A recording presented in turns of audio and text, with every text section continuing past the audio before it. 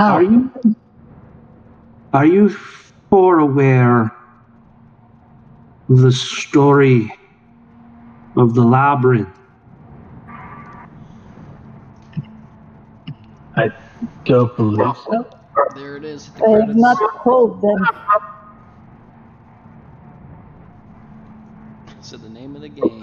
Roll credits. Roll credits. Roll credits. Roll credits.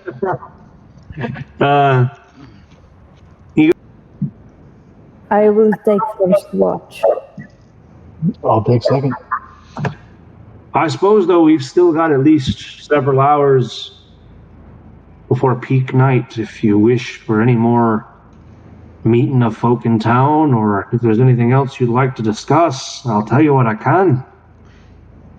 Maybe I'll stay at this place. That should be fine. I'm sure she'll be happy to talk to somebody of magic proclivity. Brill, are you gonna try and fuck a cat?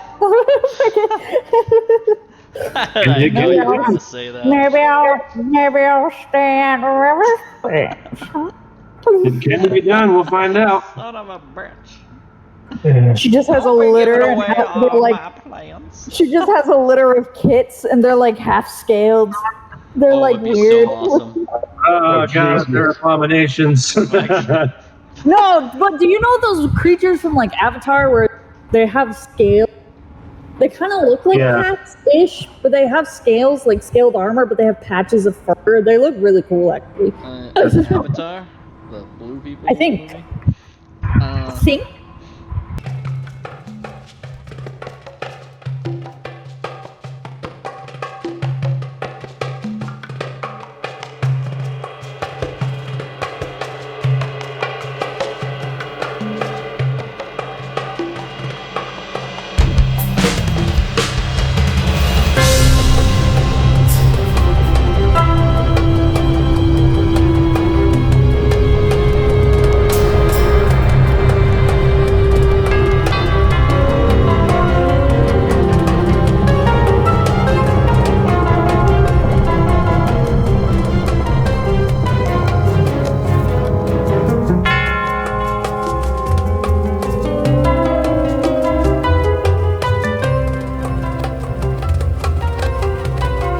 There are a couple of structures scattered about. I'm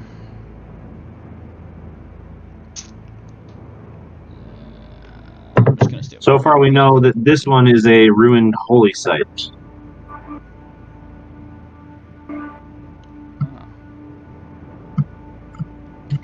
I guess I'll just hang out on my waterfall. Is that a magic mushroom? Don't need it. We don't know yet.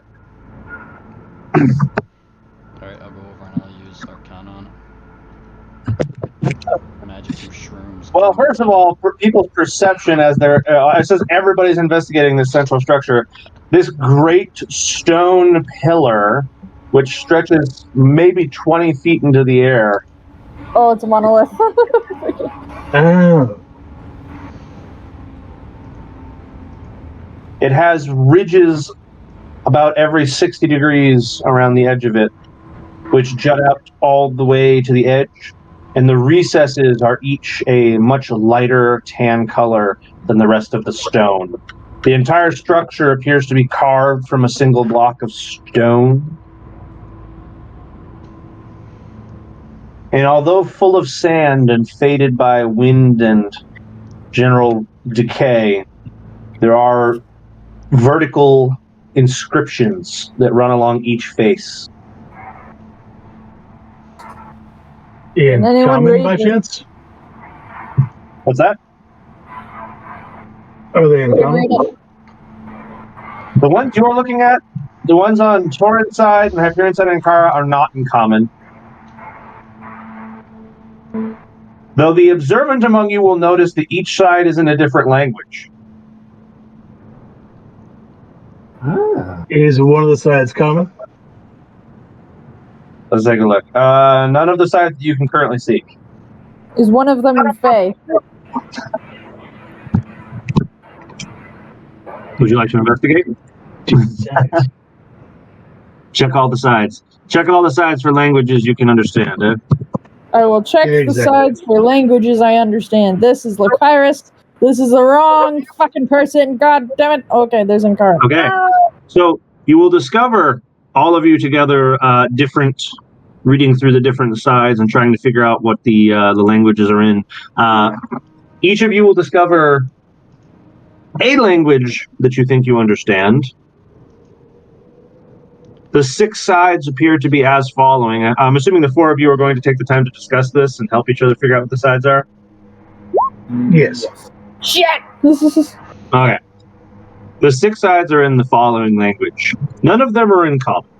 However, there was one written in Giant. Awesome. Next to it is Dwarvish. There is an Abyssal, an Infernal. The most scribbled of all appears to be in Goblin. Those of you who know, none of you speaking Goblin, but sort of piecing it together.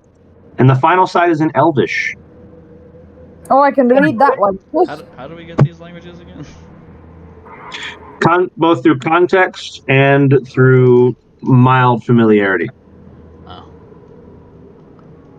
When you see a side that you do speak the language of, you'll notice it is labeled as the language. The first thing it says on the very top of the pillar, which is largest in text but also hardest to read, is the peoples that this side is meant for. I will cross-reference what mine says with Tauren for Elvish and Giant to see if they say the same thing. Okay. None were primordial and undercommon, right? Can you make me an investigation check?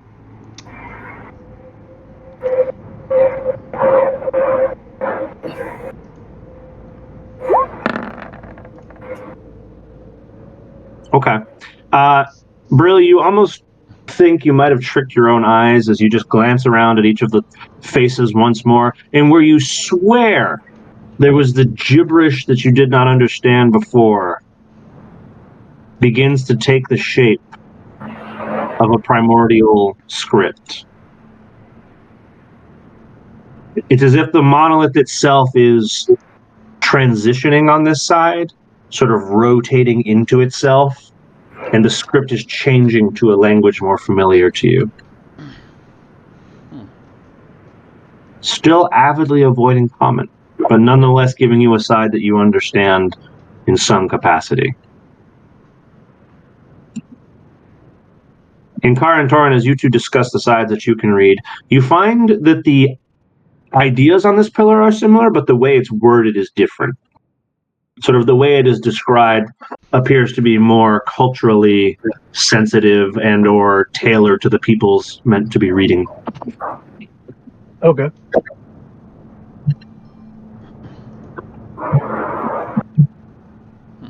Hyperion, you will find as you listen to them the more infernal languages that you can read, the language of the devils or demons, as it were. Also gives similar information, but in a much more crude and sort of harsh way. Hunter, I don't know if I can actually read that anymore. You still can, because it came from your subclass. Oh, I thought that came from my race. I think it came from your subclass. Let me double check.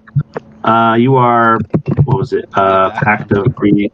You are Pact of the. Oh, I was a Oath of Legion. Oath of Legion. That's what I'm saying. Oath of Legion. Could be Trying to open your character sheet, but it takes some time. Could be a background thing too. Yeah, it might be. I was pretty sure it came from your oath. Let me see here.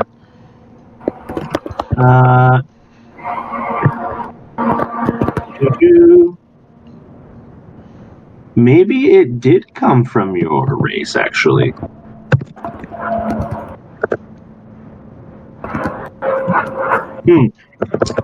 But we're going to rule of cool this, and technically, yes, you should no longer be able to speak this language because it did come from your race. However, I'm going to say that you did not lose the language when you transitioned through your Christmas gift. Alrighty, awesome. Thank you. We'll use that as your chosen second language as from being a human, which you could have had anyway. So you still speak infernal. Oh, sorry, abyssal. You speak abyssal because it's demons, right? Not devils. Right. You speak abyssal. Indeed. So yes, the abyssal language of the demons is very crass and crude and a lot less flowery than especially the language of the giants. So how many sides? Be flowery as fuck. It's six sides at any given time, though you missed it with your investigation check actually happening actively. It appears the sides can change somewhat.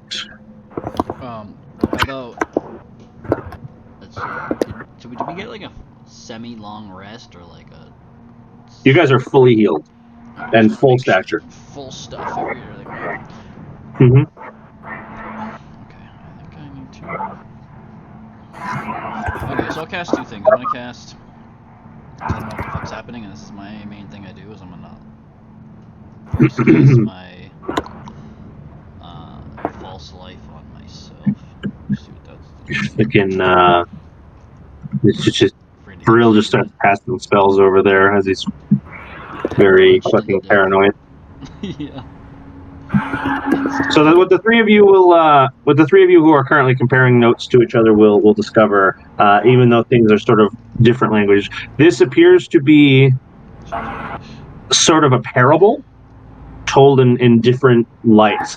The characters of the parable appear to change depending on what language it's written in, but the overarching theme is an adventurer or a merchant or a warlord or some character of renown who attempts to go on a journey that they do not survive.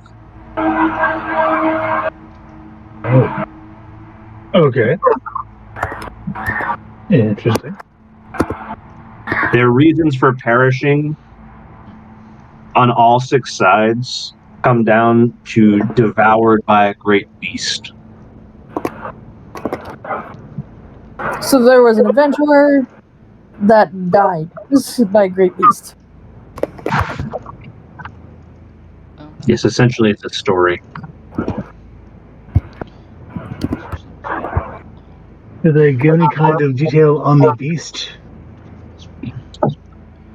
Each side seems to describe it a little differently. The more flowery description of it is of a great beast of the land. Otherwise, on the more hellish or especially demonic side of things, describes it as a great thing of gnashing teeth. The fucking dinosaur. Yeah! We have to read it first. You're doing. It's really weird. What? Does it say that the great beast has any powers that we are familiar with? Say that are along the lines of the keys, perhaps. The story ends after the main character of each parable is consumed by the beast.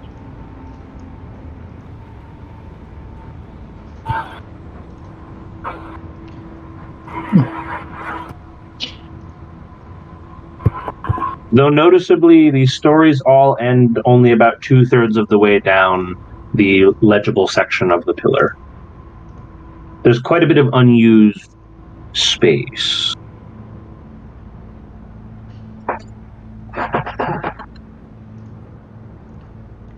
Interesting. Hunter, I'm gonna use detect magic on the bottom half of the obelisk to see if there's any hidden writing. Detect magic. Does detect magic allow you to specifically look for hidden writing? That's an interesting application. If it's hidden by magic, I guess she would know it's there. But That's true. I would be like, okay, so there could be something here. Yeah, okay. All right, so Kankara's going to burn. I think you're using your. Yeah, that's one. Your first level spell slot, right? Yeah, that's one freezer. All right, first level spell slot. So first level, so Ankara takes a few moments to get together and detect magic. And Ankara, you will indeed find that you sense the strong presence of both illusory and enchantment along the edges of this pillar. Something is certainly hidden here. There is a what you might call, it feels like a bit of a veil. I will relay, it is hiding something. It's like a shadow over this, or how do I say, a blanket that has been cast over this.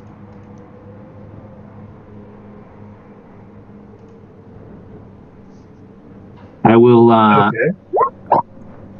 I will mention to you, Baril, as you're casting a spell nearby this pillar as well, you will find your spell resonate with the pillar before you. Okay.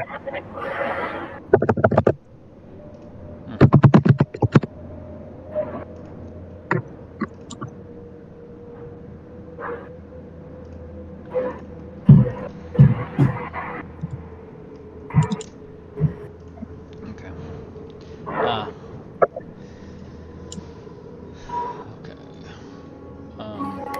So I have gonna- 3 spell slots, right? That depends on your.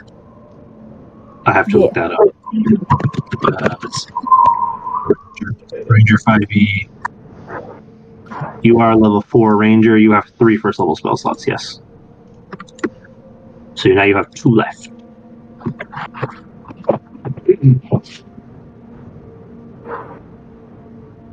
So the type of resonation that you're feeling is not easy to understand, but you can tell that magic is interacting with this pillar in some manner of way. You almost feel a pull as you try to cast your magic.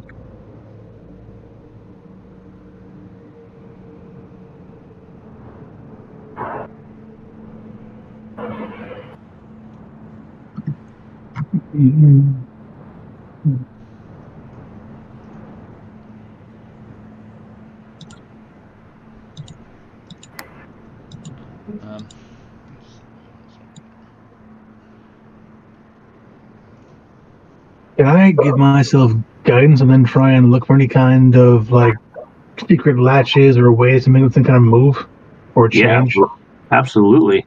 Guidance plus an investigation check. Okay.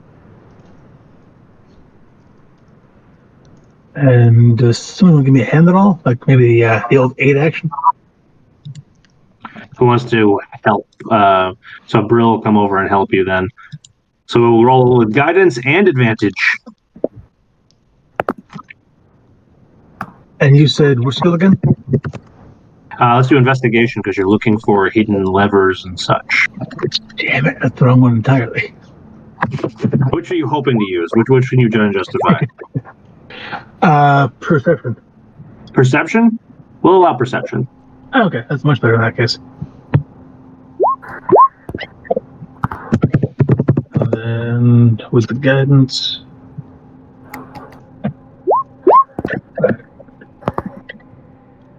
Okay. So we've got a 21 with the help of Baril. Plus 4 is a 25 on your perception check. Okay. Torin, with a 25 on perception, as you look over the pillar, you will find one slightly hidden detail. Though it has been filled with sand over time and somewhat obscured by wear and tear, the edges of these recessed signs do not perfectly meet the ridges that separate them. And if you sort of fiddle with it, you'll notice that you can compel the side to rotate. And doing such, you will notice that the story will change as the top of it starts to sort of fade out and more text is revealed. Okay, what's this new story say? in a continuation of the parable of the hero. In your case, Torin, reading in Giant, it's a very flowery tale of a heroic adventurer. As giants love to tell their parables and their stories in some manner of grandiose. It makes for a better story. Torin, you continue reading the story of your hero. Having been swallowed by the great beast of the land, it tells of him struggling in the gullet of the creature, attempting to escape. It tells of horrors of terrible acids and crushing power. It tells of a belly full of enchanting light and horrible creatures, of shining objects and exotic meals. Wait, what? The end of the section that you reveal leaves off with a warning. And it is a warning that says, this parable, a story to all who come to this desert, beware the sand. Beware the sand. In a freaking desert? That's helpful. Wait, I'm confused. So he turned the panel of the obelisk, revealing more script that just describes different types of meals? No, it continues the story of, in Torin's version of the story, it talks about his hero having been swallowed by the great beast and what he finds in the gullet in the stomach of this beast. So he's alive. It tells of this variety of things that he finds in the stomach of this great beast. It unfortunately ends with the hero being consumed and the final warning of the parable being, beware the sand. Sand dragons. The spice must flow.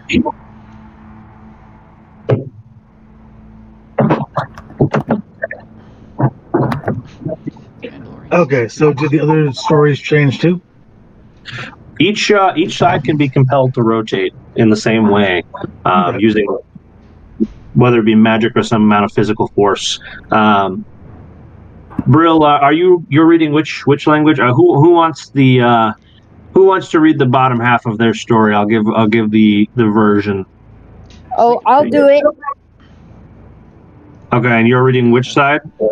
The Fae. The Elvish. You find the Fae side of this obelisk to be the least direct of all the tellings.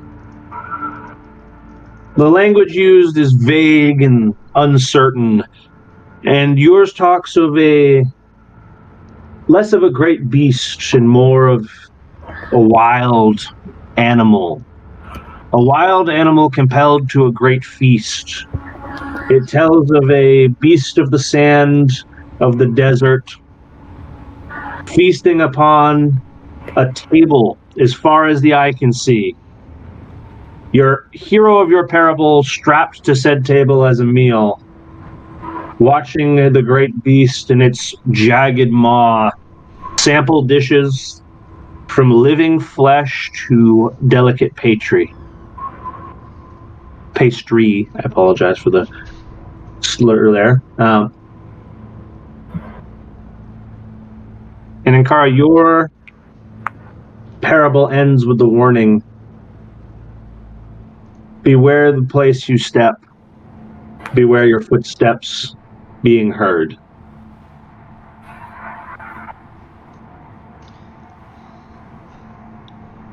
Yeah, that makes more sense than beware the sand, which is fucking everywhere. Now, Hyperion or Brill, does either of you want to expound upon your versions of this as well? I would. Hyperion, the vicious version of the Abyssal story. Yours is a great warrior in combat with a beast of proportions unknown to him. He compares the creature before him to a demon like no other. The jagged creases of its body, the gnashing of its jaws and clanking of its claws. He tells of this great beast eviscerating a great many creature. He admires the ferocity and almost reveres the creature for its brutality.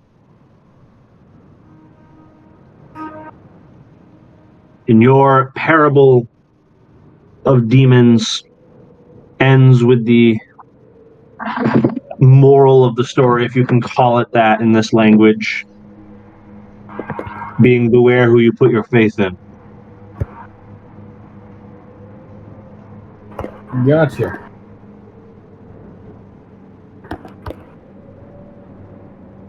And Burrell, you are reading in what language?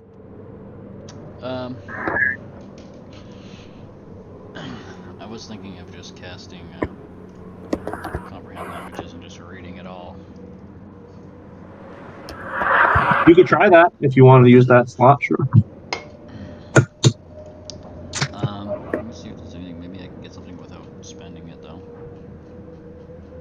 I got primordial, common, primordial, undercommon. I guess I could try. Which would you like? You want to read in primordial? That primordial story really is a manner of dramatic, but also very direct language. It likes to be very, what I want to say, I can't remember the word I was trying to use there. It really likes to hype up the characters of great renown and of great power. It also talks of a great beast of epic age and size. Your story tells of a powerful elemental thinking it could not be defeated, and in its hubris venturing to the desert, where the sands themselves appeared to strike down the prideful elemental.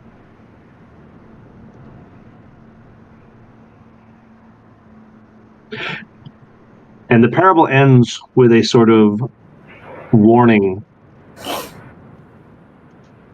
to any primordial being reading this. It tells them to beware of powers greater than yours.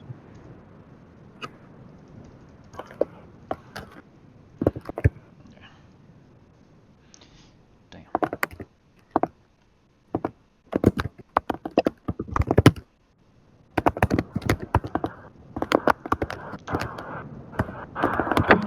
Assuming all of you are sort of translating as best you can to common your versions of the parable. Yeah.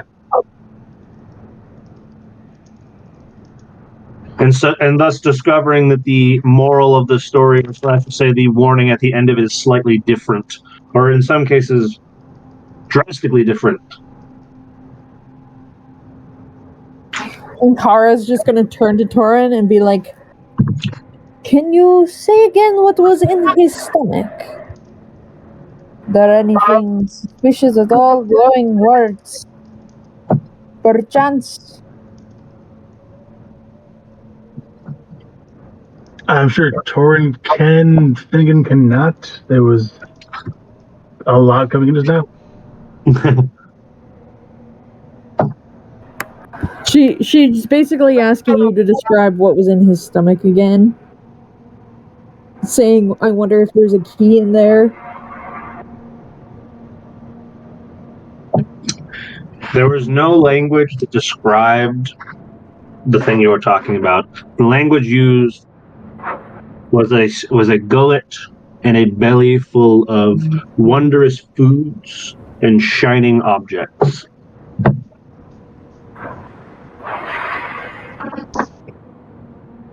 Gotcha.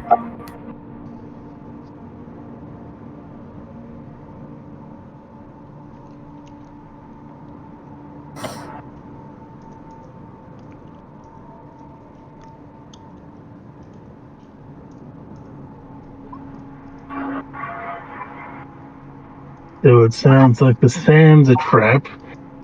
Or should walk really, really quietly. Again, That's I going say, to be a very in the large desert. problem with both you and Hyperion.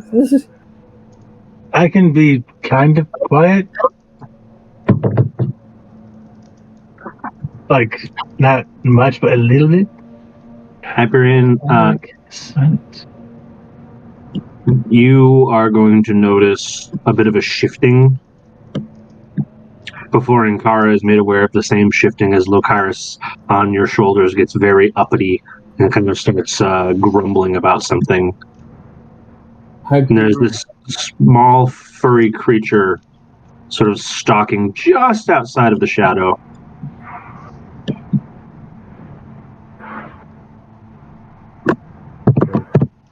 Hyperion, what are you trying to do? Well, I was going to ominously say it's here. However, I mean, that's not it. Unless this is something from, like, Captain Marvel, where it's going to open up its mouth to just a clusterfuck of tentacles. Flarkin? Don't give Hunter ideas like that. That's a That is flarkin. That is an interesting idea. Hyperion just going to sort of take it and say, "Here, buddy." The creature, realizing it's now being observed, kind of freezes for a moment before it just kind of darts off over into a structure.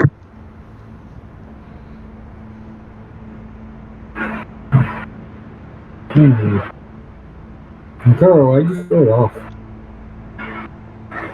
Why are you suddenly breathing?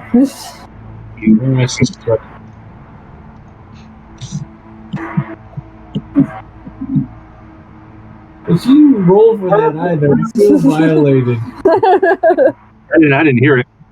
What happened? What'd you say? he said, Ankara, why'd you scare it off? And then Ankara responded, why are you suddenly breathing? All right. I'm going to say Ankara does not know that. Roll for it if you want to know. The horse speaks. The horse speaks.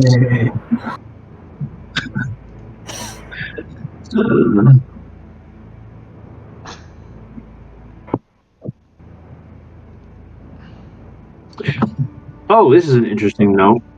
Tarn, as you're the only one whose Christmas gift was not obviously discernible on your person, you have a pretty high perception, don't you? Yes. So 17 days. With Beryl working alongside you, you might be perceptive enough to notice a rather ornate necklace that he is now wearing. Nice. Well, that's shiny and new.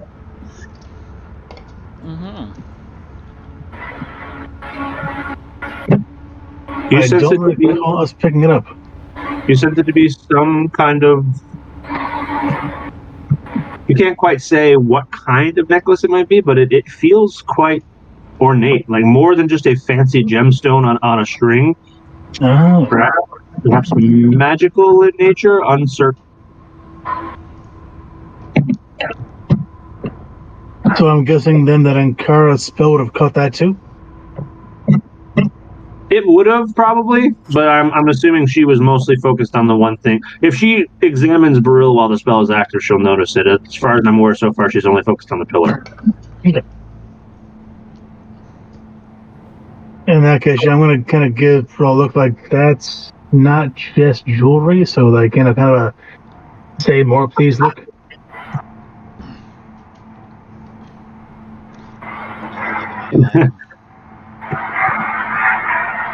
Would you like to? Curious. I found it under this waterfall where. Would you like to allow them to take a closer look at it? Sure. Okay. What you will see is three sort of, I'm going to call them tapered. They're like thicker on the top with a diamond base, and they sort of taper down to a point. Three sort of tapered rubies being by two brass hands that connect at the base of their wrists. And these three cradled rubies are connected both by the brass hands that cradle them and a gold chain that attaches to the top side.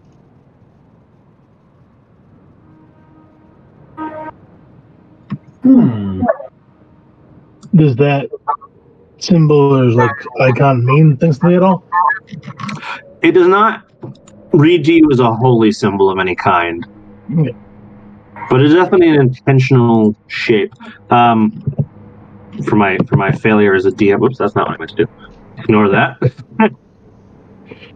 My failure as a DM to give the best description I intended to. Let me just do the following here. I'll drag a rough representation of what I'm talking about into the world here. But in the meantime, do you have any comments you want to make about what you're seeing on Pearl's neck at the moment? It's a fairly nice looking necklace, although the shape is evocative of some strange nature. Do you often put on strange jewelry you find at the waterfalls on unknown planets? Sometimes. Not other planets, but It could be. this seems pretty unique. I could say little.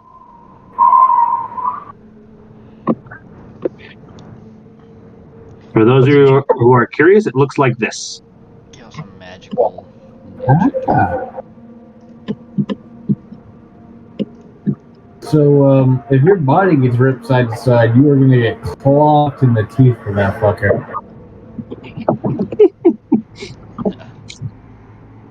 Most likely.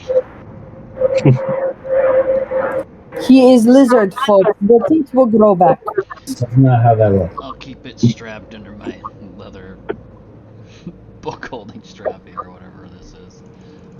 My satchel-y looking thing. Fair enough. So it doesn't flail everywhere. Well, with that piece of knowledge gained, Torin, and Kara, you will notice it next time you look at Brill as well, if you want to make a comment on it, since you have your sense magic up for at least a little while. Well, since Torin, I would have heard Torin point it out, so. While Torin has suspicions, your active magic will tell you that this necklace is of some meaningful magic power. Do I get a hint if it is innately evil or not? It is an item. It has no alignment. You Gotcha. might be able to detect the sense of type of magic with that thing, right? She might, but it's not the kind of magic that falls into a category, unfortunately. True. That's true, actually. Yeah, I'd have to be familiar with that type of magic. All Ankara can tell is it is a magic item of sorts, and it is not a mundane. It's not a mundane magic item, and by that I mean it is not some common dribble that anybody could have anywhere. It is of at least some meaningful magic potential.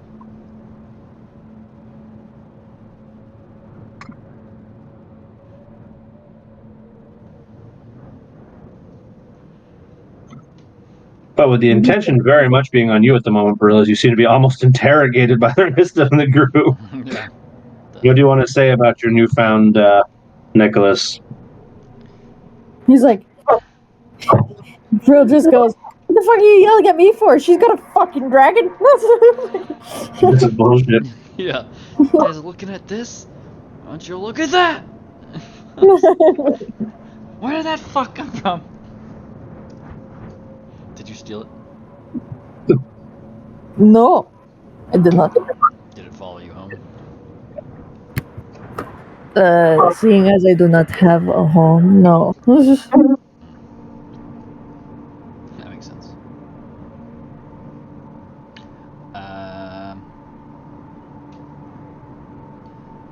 Yeah, I mean, I think I did There's a little lore drop there from Kara, and Bro's like, oh, that makes sense. It's a wild feral cat. Alright, I get it. They were right. Hyperion or Torin, do you, while the conversation is up, want to comment on Kara having a dragon?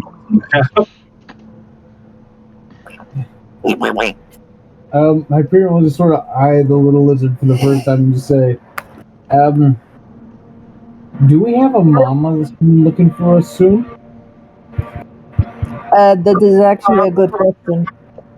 Look, Iris, do you have parents? And she'll say this in Drake. Draconic. You speak Draconic? Oh, yeah, from your new class you speak Draconic. Right, you lost. Oh, that's interesting. So you actually shouldn't be able to speak the language you got from your earlier class anymore, then. Celestial. You know, I didn't get a language from my earlier class. your Celestial is gone. There is no language along the lines of Celestial. There is, and you should have had it before, but you've now lost it. I know 3 languages. Cat, Common, and Fae. And now I know Draconic.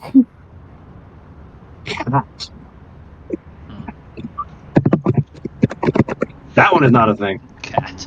Well, no, because I am a cat, I can talk to like house cats. Oh, that shit. Yeah, that's not a language. That's like a minor speak with animals from your race. Yeah.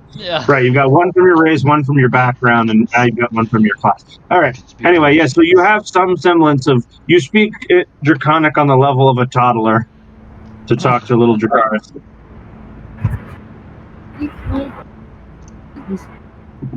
With that said, aside, little dude. I want to ask him, is there any parents that would be following us to come and get him? He's going to mutter, like the toddler that he is, that my parent is you. Ah. Come on then, Hunter. Say it in a squeaky voice. Let's go. Let's hear it. Let's hear the baby talk. Yeah, that's not happening until I get the mic set up, because it'll just cut out anyway. So, Hyperion will ask Kara, so, is their parent coming looking? Apparently, I am his mother. Does anyone else think it's its mother? He says no. Well, now that he says no, he straight up doesn't know. Right. To his understanding, you are his mother. That's as much as he knows.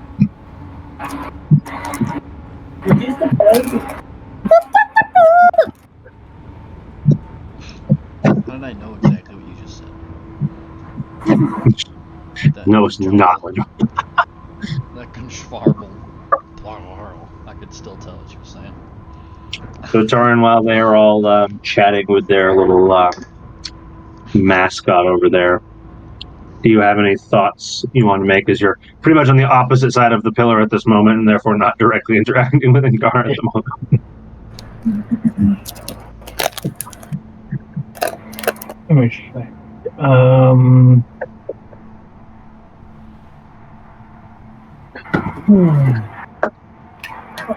This thing is 20 feet tall? Roughly. Good God.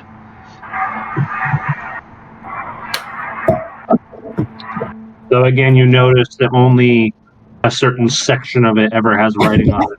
Kind of the rest of it is sort of conspicuously brilliant. Alright. I guess I'll keep on playing with the way that it moved. Can I move further or like maybe backwards? You can rewind it to read the story again up to a certain point. If you attempt to rotate it farther than where you could see the end of the tail, you start kind of scrolling the warning up out of the way. At the very bottom of the thing, if you scroll all the way to where it's only the final warning that is displayed, a sort of illustration, very roughly carved into the stone, can be seen. Okay. What?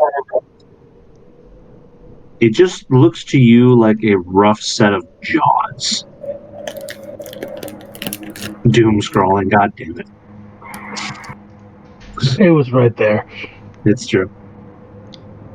It is a rough set of jaws, sort of elongated and full of sharp teeth. What disturbs you as you look at this set of jaws and sort of examine them closely, it has far too many teeth. Okay, that's interesting. If I go around the pillar, are there more of these little carvings at the base? It kind of seems like there are, but it's almost like looking at a side of the pillar you do not understand. The drawing is just sort of doodles. Okay, then I'll ask Ping Pong and the cat to look at the side they can actually understand. Because on my side, I'm seeing a like kind of large, teethy beastie jaws. What do you guys see? One moment. Let's listen. Put down the candy.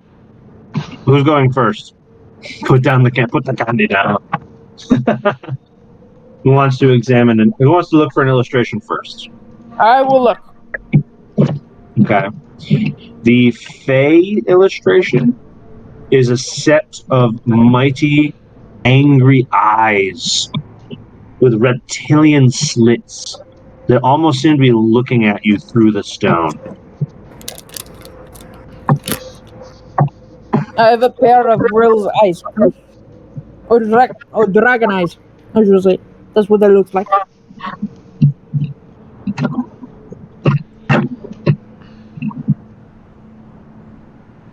Who else?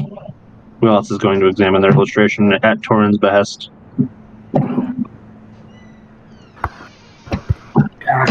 I guess. Okay. And you're looking at the primordial version, I'm assuming. All right. The primordial's illustration is a crude but somewhat understandable illustration of a great pit. It's this landscape with like dotted structures and a great pit in the sand.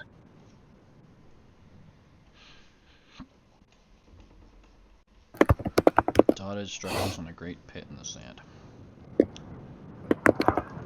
The main idea being the structures being to give you some semblance of scale to tell you that this is a massive sinkhole.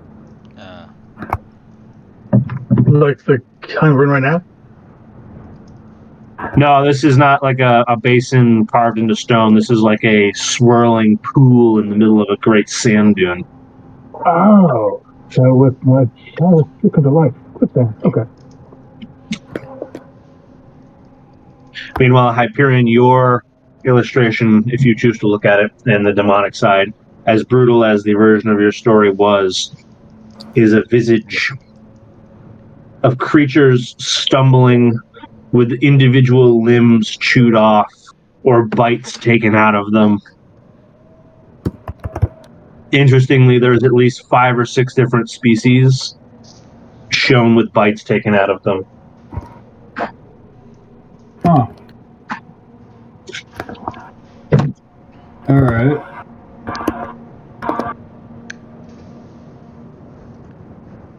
Hunter, is there anything in Draconic on there? Draconic does not appear to be one of the languages, no.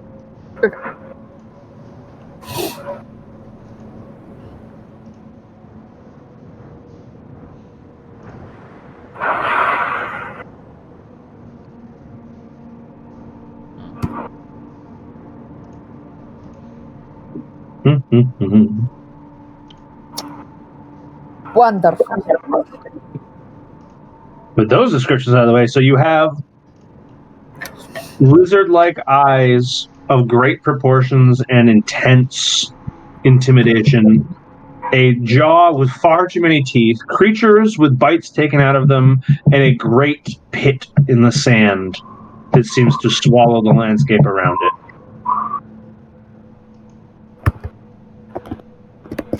Okay, now I get the whole beware the sand thing. Also, goddamn.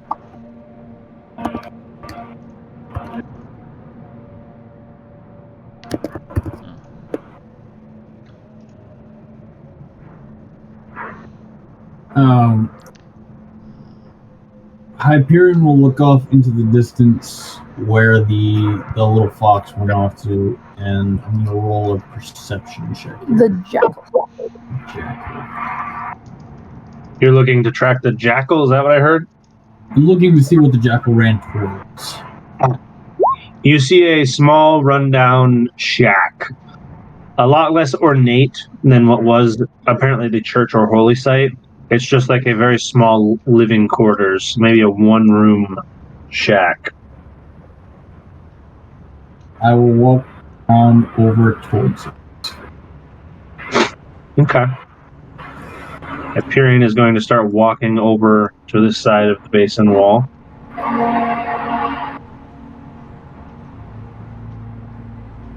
With Hyperion walking away, I'm going to rotate around the table here to see if anyone else wants to start something away from the pillar now.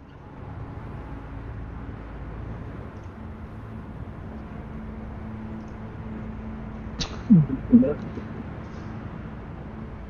was that? What? Back to the Yeah, so I might go examine the go up to the apparent way out. You already did. Oh, you already did. But that was the holy site they investigated when they first got here. Nothing extra special was there. There was a ruined holy symbol that Torin couldn't place. Strange. I guess if those are all done, there's nothing else in this waterfall. So I guess I'll go to this Which- other little. Well, Brill, what you will find too, just so I mentioned this to you, that actually is not a waterfall. That is a river that comes out of the cliff face and then juts underground right here. Oh, That is a okay. small flowing piece of river that disappears underground. Oh, now that I'm looking at it. Okay, now I kind of get it. Huh. Oh, wow. Yeah, do not fall underneath this. You can kind of tell that the flow, if you follow it across the basin, this bit of water here is that same river which flows around the edge of the basin before sort of swirling into a unseeable pit.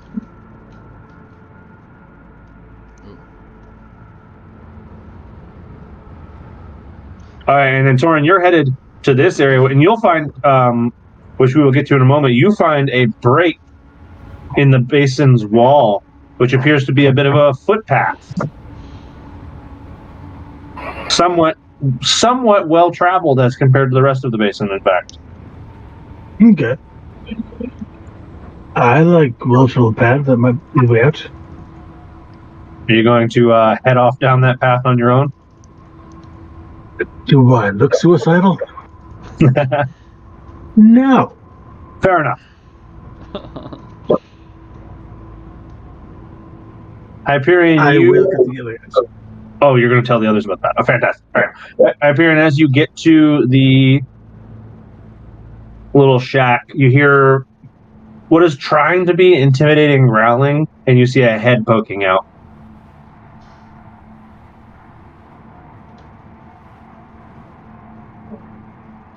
Hyperion will roll an animal handling. So we're trying to Animal handling, all right. 14 animal handling. 14 animal handling is enough to coax this little jackal out of its hiding place, sort of understanding that you are not a immediate threat. As the little creature sort of backs its way out and sort of hesitantly looks over at you.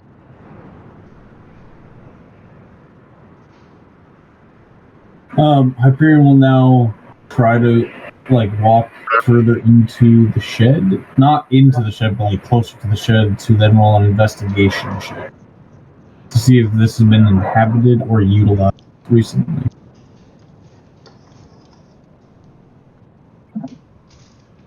The jackal gets a lot more defensive the closer you get to the shed. Almost to the point where it starts backing away from you.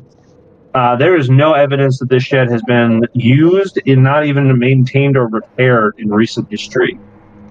It is falling very quickly into disrepair. Boards are missing. There are holes in the walls. were it to ever rain here, the roof would leak intensely.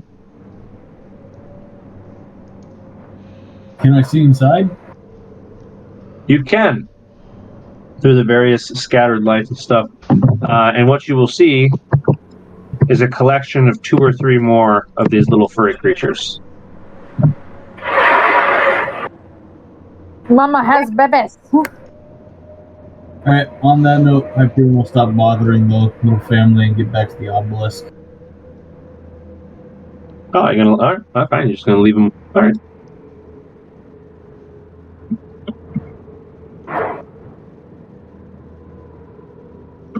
As you head back to the obelisk, let's talk about Brill. You checked out that little river. What else? Did you head over to the other side, or what else did you want to do? I went to the other side, yes. Okay. So you got to the other side, and you get to examine this flowing, partially underground river, as well as the basin that it disappears down into somewhere in the ground. Yeah. So those caves. What's my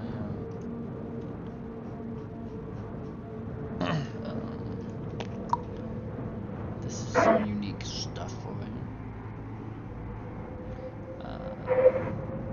here. Investigations. We put all that stuff. See if there's anything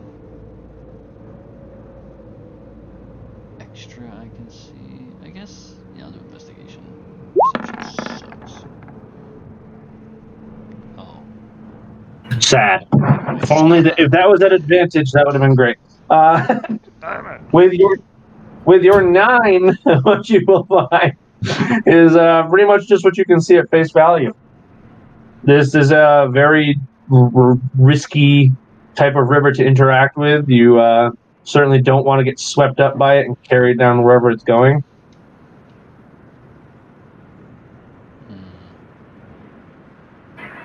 It's not clear where it comes from or where it goes, Cotton Eye Joe. I'm sorry. You should be. Do I still have my stone from last place? Stone. The one Stone I from what? off the rock. Yeah, you should. It should be in your inventory unless you got rid of it. No, just wanted to make sure. It didn't like disappear when we left or something. It doesn't appear to have, no. Alright. A souvenir of a place you don't know if you can return to. Yeah. It's gonna be worth money in the future. Okay. It's probably not. Yeah, I think that's all. My failures are abundant here. My failures are abundant. Anyone else see anything over here? Yeah. We can ask Ankara. Ankara, what are you up to right now? Well, I was looking at this crate. Whatever What? this is. Looked like a pile of junk. 2 pillars knocked over. Can you roll me either perception or investigation, depending on which you want to use?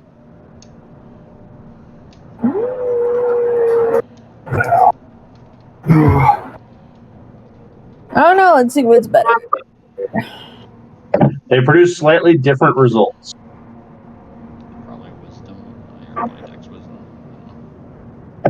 Perception. Perception. Fucking Christ. What in the fuck? What's the actual speed Oh, it's hit? recorded. Never mind. Oh my god. Critical failure at advantage. That's just wow.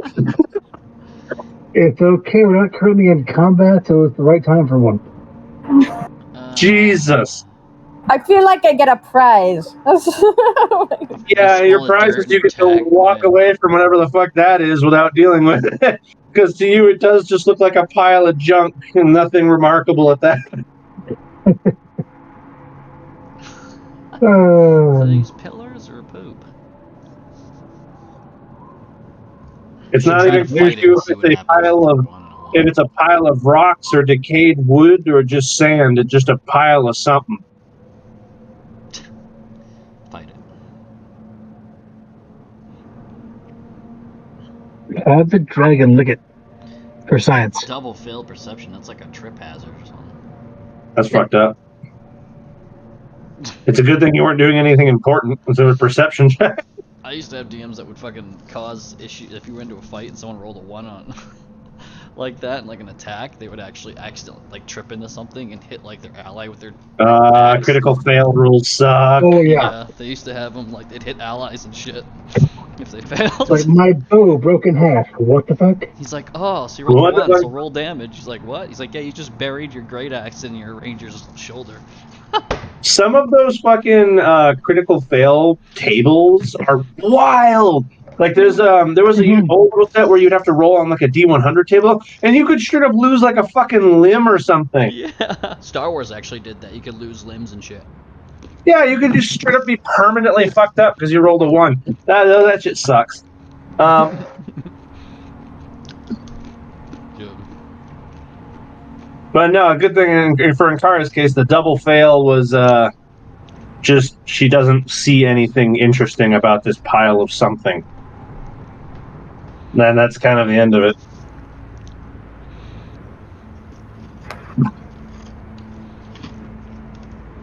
Well, at least you get rid of them now. At which point we circle back to Torin. Torin, you having discovered that passage, you said you wanted to walk back over to everybody and sort of pass on the idea. Yep. So we'll go walk over to Ankara as she is closest. All right. You see Ankara staring somewhat blankly and not really gathering much. She kind of loses interest in the pile of whatever the fuck.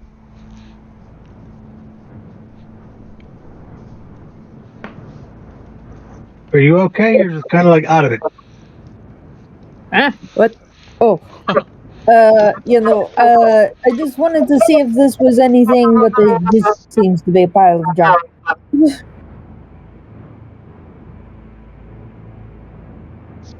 Hearing that, I wouldn't look at it actively. Would a 17 passive get me anything out of that? It looks like an X-wing.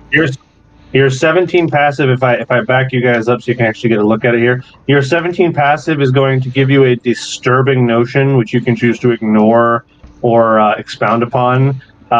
This is a bit in the shape of a hand. Oh! Run away! Run away! Run the fuck away! Keep it! Just get out of my line. Shit. So I cannot figure out entirely. The end that's down here, is that like broken off, or is it more like buried in the sand? It appears to be buried in the sand as much as you can tell. Fuck you, Hunter. Okay.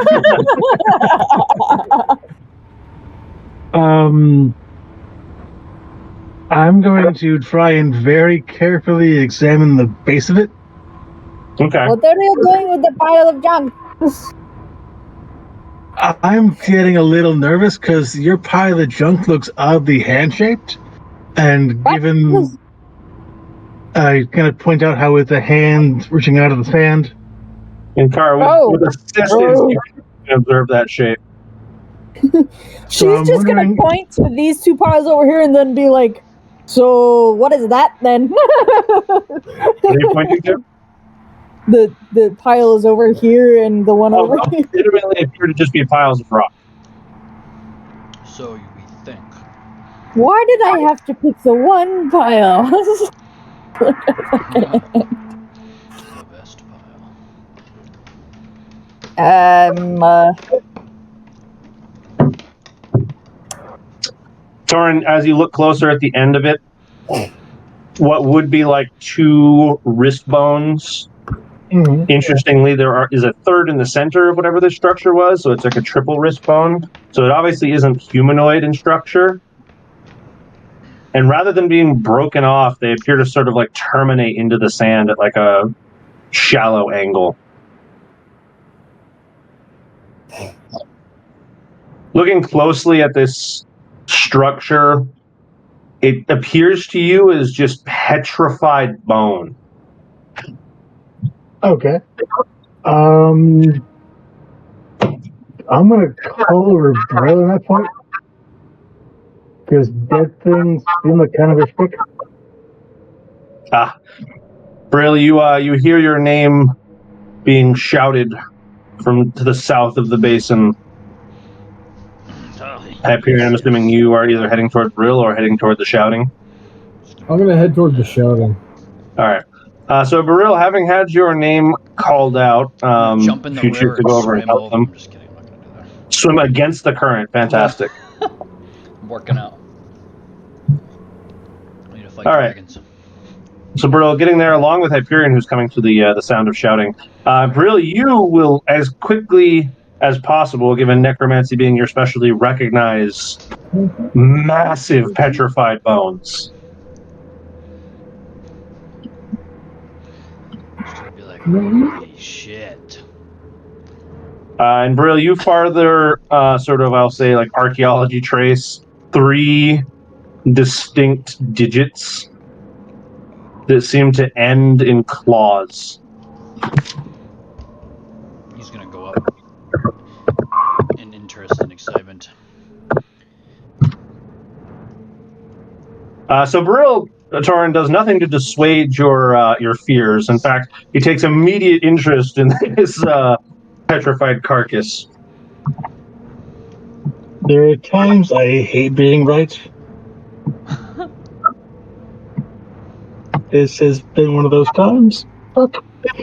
Things. Okay, so Brill, do we think this thing is still, I can't say alive, but like running, active?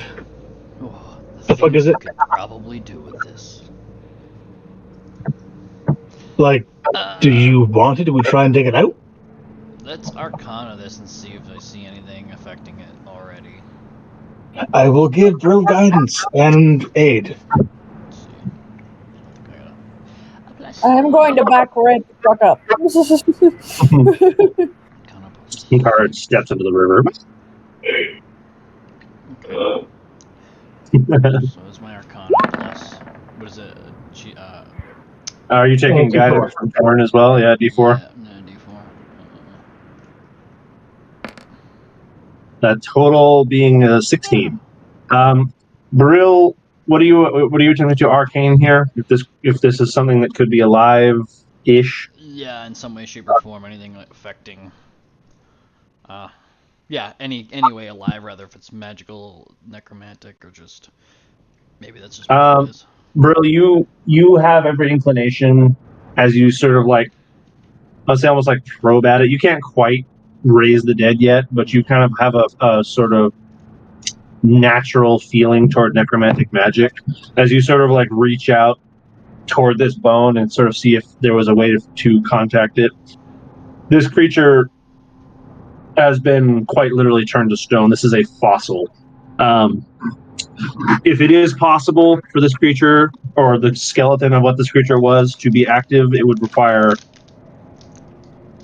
significantly stronger necromancy than you know or have access to. You don't feel like this is going to get up anytime soon. That's probably a partially good thing. He's just gonna.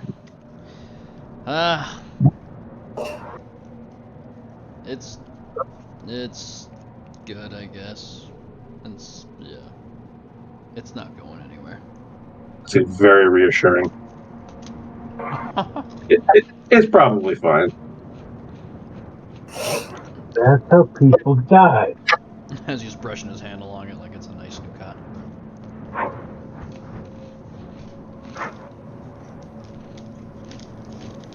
Like, Well, whether or not that makes you feel better or not, Brill seems to think that this is probably okay. Yeah, in undead ways, it's not gonna. I don't think it's gonna move. In other ways, I don't know. I wouldn't F with it though. I wouldn't heck with it. like, power scale wise, like, could you do a thing this size? We're talking more like, fuck and run. Well, does this look somewhat familiar to any of you guys' own stories you read about on that thing? Mine was about elementals, so. Not really mine. Nor mine as far as the thing has, like, arms and fingers. Mine had to do with the person being walked down onto a table and eaten alive, so no.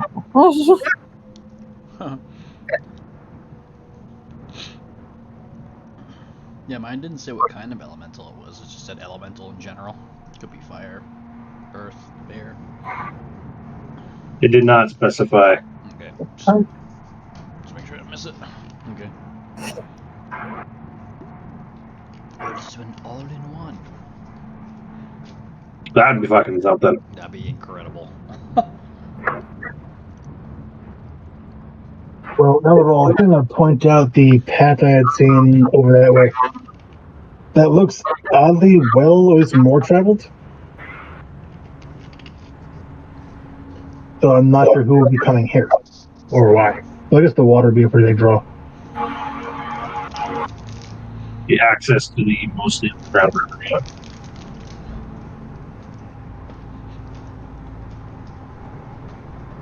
So Torin is drawing the group's attention toward what is essentially an escape from this basin, if you would like to take it.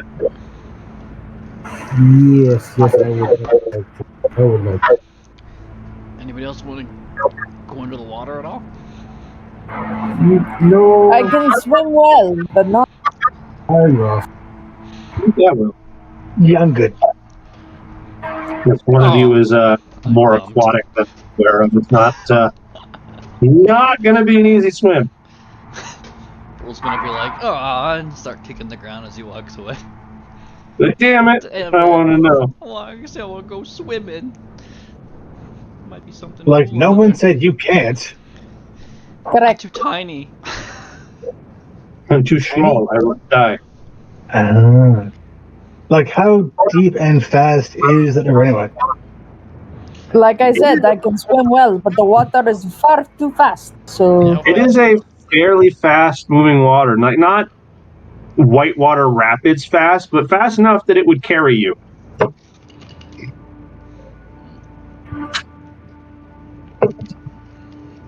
I'm gonna walk away.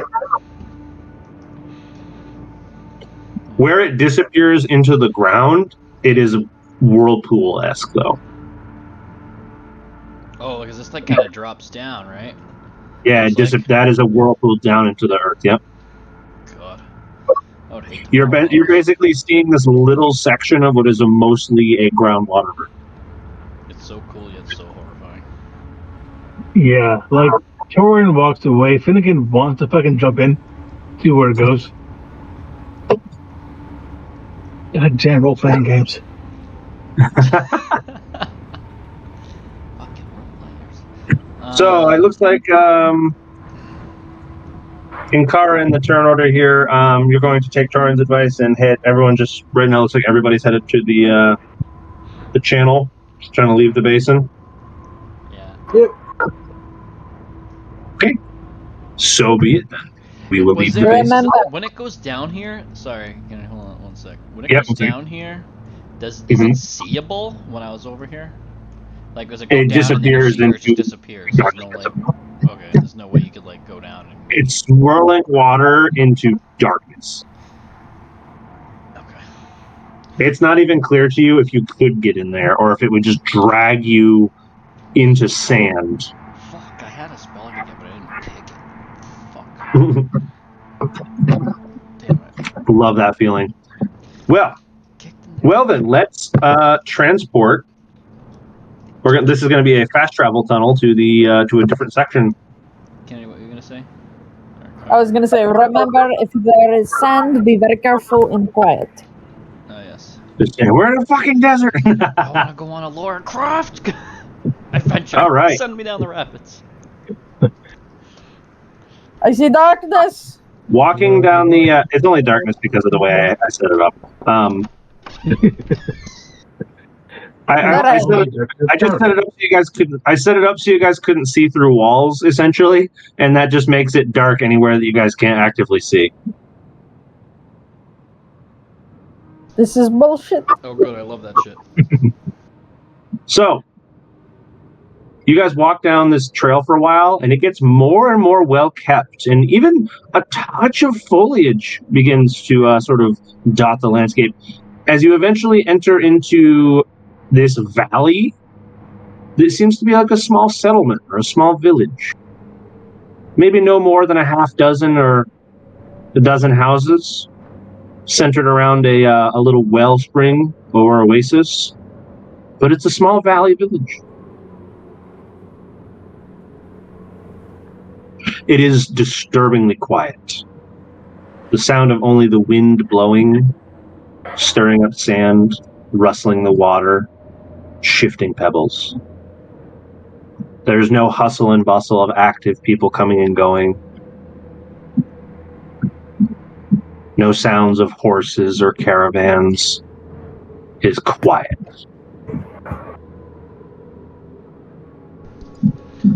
Fucking dead quiet or too quiet? Or both? At the moment, we're going to say both. Bro's gonna be Until like, oh my otherwise. god, and come running out. Oh, sand. He's gonna go right up and hug a tree. Well, there are no trees, so that's unfortunate. Oh, it's foresty. No. Foliage not meaning foresty. Oh, okay, he's just excited. Shit, that Like ain't there's sand. just like moss/grass and maybe a little bit of like flowery foliage. Nothing tall or impressive. Or Ugh. green? At least over the there's no more sand. This shit hurt, ruined this fucks with my skills. There's just finally enough moisture here routinely to allow for some plant life.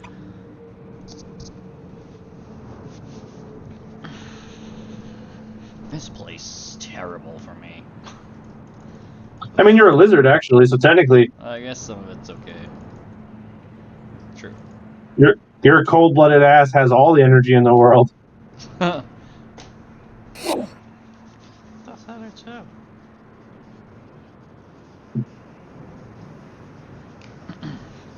Okay. Well, then, Kara, we'll start with you as you enter into this village. What are you thinking/wanting to do?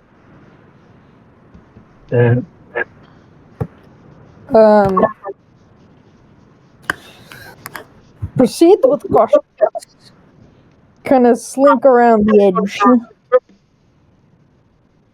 Not heading directly into the town.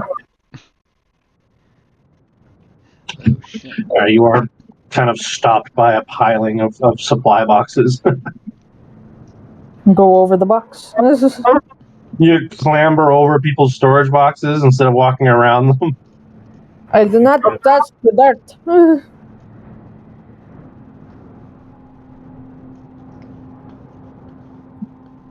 Alright. So we're Ankara gonna split kicks up a bunch of sand on top of everybody's storage crates. Puts this over to Hyperion.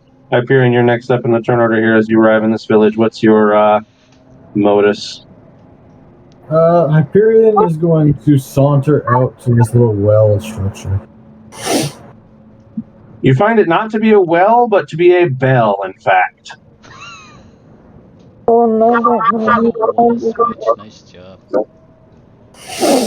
Hyperion will grab the rope and look back at his Don't do it! body. No, don't do it! Oh. Thorin just is shaking his head like, please don't. No, don't do that. Hawkeye season 1, episode 1, the bell smash. Good job. Mm-hmm. Hyperion will let go of the rope so it does not ring. Okay. Let go of it. But I He can be taught. You're looking at your group like, please. Everyone you looked at for approval is like, please don't. Hyperion will just sort of quietly call to the others. Remember this. Remember the power I just had over you. Sure, but As he starts yelling.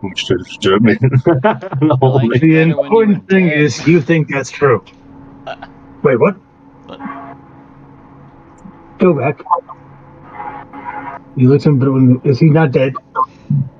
I don't know. I noticed. I was gonna say I could make a history check to notice that his voice isn't fucking grinding bone together.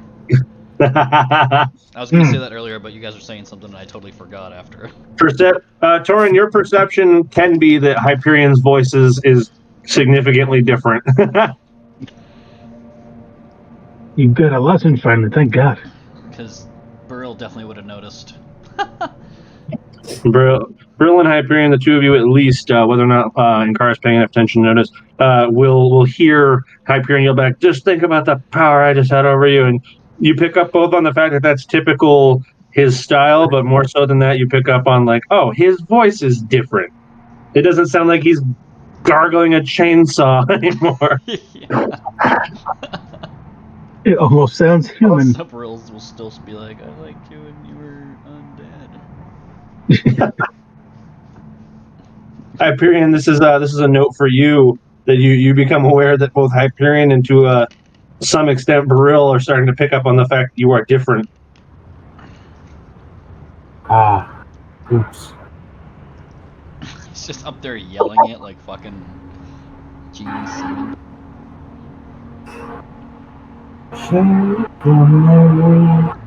Hyperion, as you notice this after yelling at them, you're like, oh.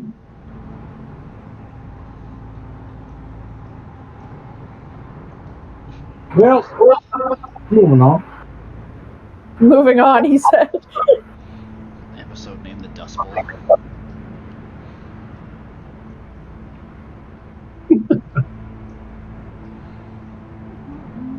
Alright, I guess we'll... So Brill loved you for your... God damn it. He's quiet with these, but motherfucker, he quick... I'm not used to people writing in that, so when he says something, you guys are quick. I'm like, what? And then oh yeah. He's quiet. Sean is quiet with these, but he's quick with them.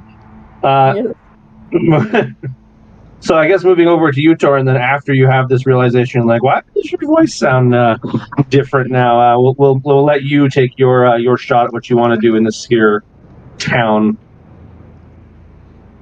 All right. Actually, I'm having a problem seeing what's to my right and south. You are having a problem seeing what's in this direction because there's a massive stone wall there. Gotcha. Okay. So it's not just like the angle right. To your south, it shouldn't be blocked. I'm not sure why that's the case. That I can see.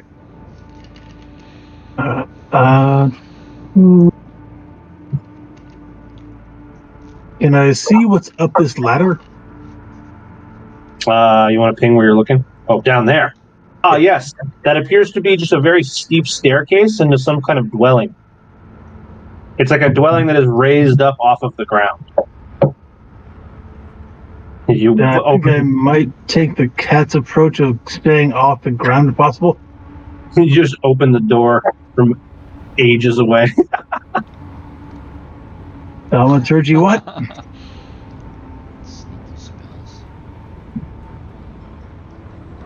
think that would work for that. I guess I'll go right. That is interesting. Apparently, if you can see the door, you can touch it.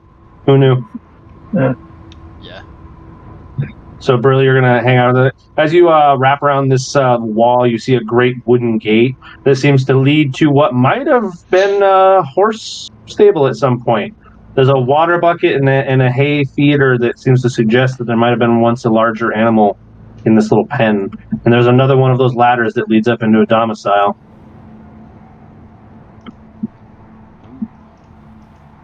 So, Torin, you're creeping around. Inkara, you hear much louder creaking as Torin, like less gracefully, clambers over the boxes and wooden structures next to you. It's like, I'm taking the cat's approach. Kind of. She's quieter. We are all very distrustful of the fucking sand. I wonder why. He dies out here. Actually, that might be kind of cool. I'm not necessarily saying it's unfair. I'm just fascinated by the way we're going about avoiding it at all costs. Well, some of us are. Then there's Hyperion. True, some of us are. Hyperion is just walking out in the middle with no cares. Bates, So, I guess, circling back to you then, as Torin clambers past you, do you want to try and catch up to him or clamber past him, or what is your plan? Do you want to climb up this little ladder? What would you like to try? I will. Peace out. What do I want to do for it? You said there was a little ladder to climb up? Oh, I said Hyperion. I was trying to hearken to Inkara, who just got clambered over. Actually, you're actually over in the middle, so you can go kind of anywhere you want. I'm actually going to walk over this ladder to go on up.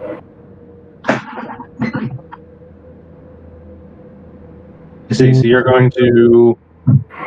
Who's that? Well, Hyperion, we're going to cover the fact that you just barged into someone's house in a moment and how they react to that. Let's. I thought this was empty. Well, we'll get to that in a moment and how we're going to avoid getting your throat slit by the tabaxi in front of you. Oh, shit. Friend? No! Not friend. Buffy is not friend. Starting first with Inkara. So Inkara, Torin just clambered past you, making significantly more noise than you expected. You're, oh my fuck! Would you like to try and catch up to him, or do you have your own desire evolution right now? I'm a cat, so I like to be high. So I'm going to see this ladder over here. See if we can scope out this bitch. Be a sniper son. Climbing up so you can see the whole village at once, essentially. Looking around a bit. There are at least several different houses to go into in this valley. You see the little stable-like structure over there. You see a door open on one of the larger structures in the middle, and at least 4 other domiciles. And if you look way off in the distance, you will see this sort of expanded entrance out of the valley that has been fortified by both a reinforced wall and then large wooden spikes facing outward.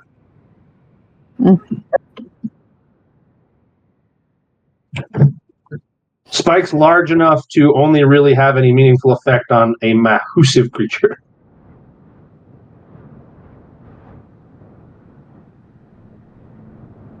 But is this the only spots that I can go up here? Yeah, the cliff gets a little unfriendly beyond this little section that you have access to. It seems like this wooden staircase exists for the purpose of exactly what you're doing right now, which is looking over the small village. Okay, I will stay up here briefly for now. Fantastic. So let's cover Brill then. Brill, you are going to enter into this little gate then. Take a look around at what you perceive to have been a horse stable at some point.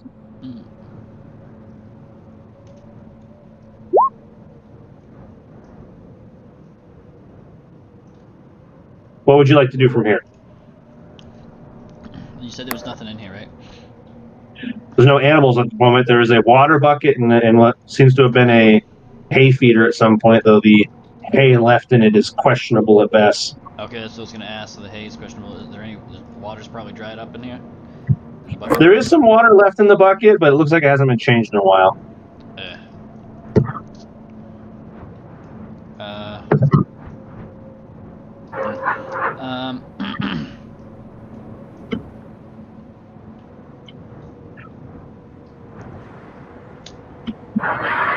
Okay. Does the fact that you can't see into the buildings give you guys some power? Well, we know it fucked up Hyperion already as he barged in. So this is an entrance. This is obviously the entrance to a door. There's a doorway here, yeah, a little staircase up into an elevated building. Okay. All of the buildings here are at least several feet off the ground, Well, on my stilts. eyes are fucking with me. I thought I saw something move, but I will. Okay, so it's just like, okay, so stable in front of here, but there's like, okay, I'm gonna go and knock on the door.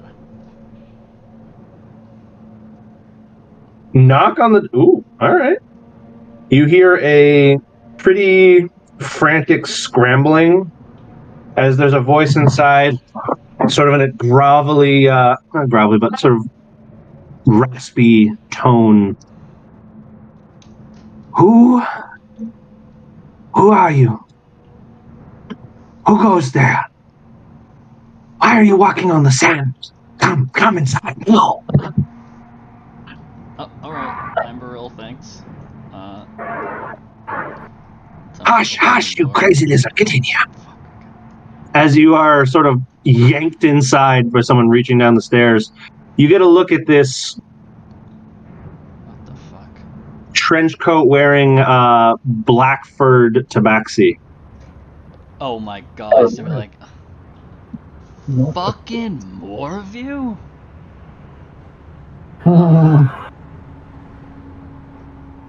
Why? Innocent, you should go same as that. What are you doing?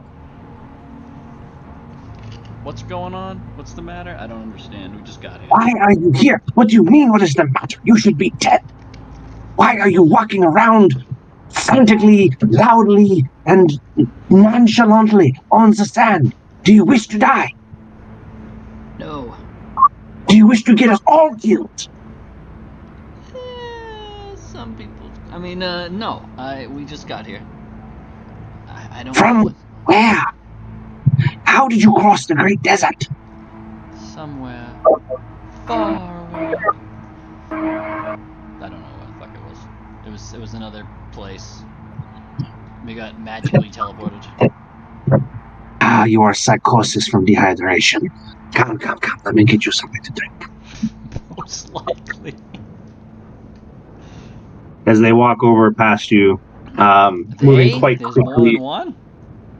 No, Oh, just you're I'm saying talking just about... just okay. them. We don't know who she is. Okay. I haven't specified a name, a name, gender, race, or humanoid fixture other than the black fur tabaxi. So I just called them they at this point. Sounds good. I just The didn't look black around the window, so I tabaxi. didn't know if I was being surrounded.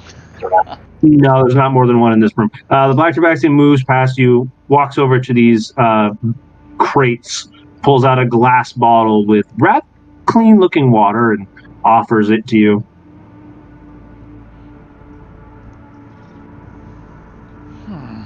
Drink. Come on.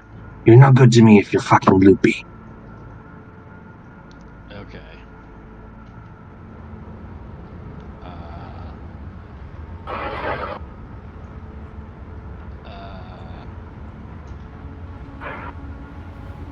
Alright.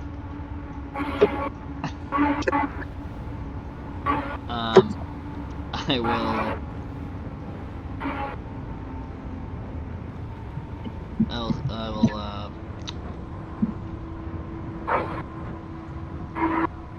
will sip it. Will he drink the strange liquid that they think is water? And it looks clean? It looks crystal clear, like very fresh spring water. Where did you get this water? At first, from the well in the center of town, but in the condition you see it now, it takes quite some Takes what? What's a center of quite well? some time. Some sun purification. Takes days of evaporative curing. I shouldn't even give such a valuable thing to a invading miscreant, but I need information from you. So drink. Drink so your brain returns to function, you little lizard. What the fuck? Okay. Sure, I'll take a tiny, slight sip. Okay. Really, you find this water to be unusually hydrating. The sip you took gives you the same sort of semblance of restoration of having an entire glass in your body would normally.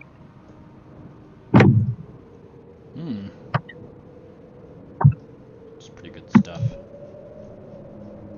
Just magic? Yeah, beer, not so much. It's just fruits, enriched water from the springs. Fantastic nature stuff. Okay. It's required for survival in a place like this. You suck the moisture out of your very bones in time. Yeah, it's crazy. Who else lives here? A handful of others, some my kind, some not. But I should ask you questions first. Are you alone? Did you invade this place on your own? Where are you from? Is there a horde of your kind coming to suck the water from the world again? No. What about my kind? Yes. Yes. Out of order. Lizard. Yes, Lizard others. folk. Water-hungry lizard folk. Yeah, that's you're not wrong. That's how it goes. But no, we're not here to drain the waters of your whatever this is. At least I'm not. Then what is your purpose here, little lizard? Little wizard, I sense.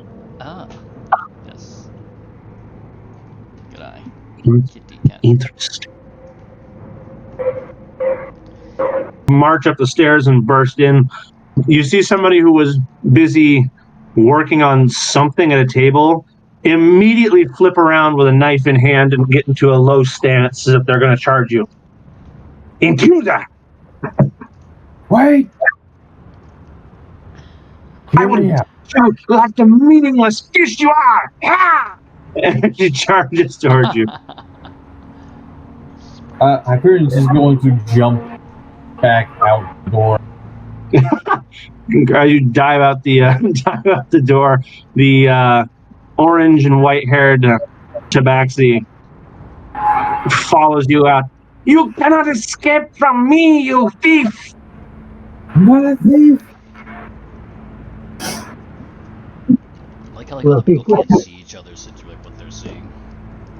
Like, Hyperion, as she sort of gracefully just jumps off and lands quietly on the sand next to you. Have any last words, you worthless worm? Is there anything I can do to help? Eh? Can I help you? Just bust into their house. Can I help you here? In my defense, I thought this town was abandoned as no one is out. In the common areas, no one is moving. There is no sound. That is very strange from where I come from a far-off land. So, I was simply looking to see if there was any life. And I am happy to say that I have found life. Now, can you explain what has happened that this is how people live?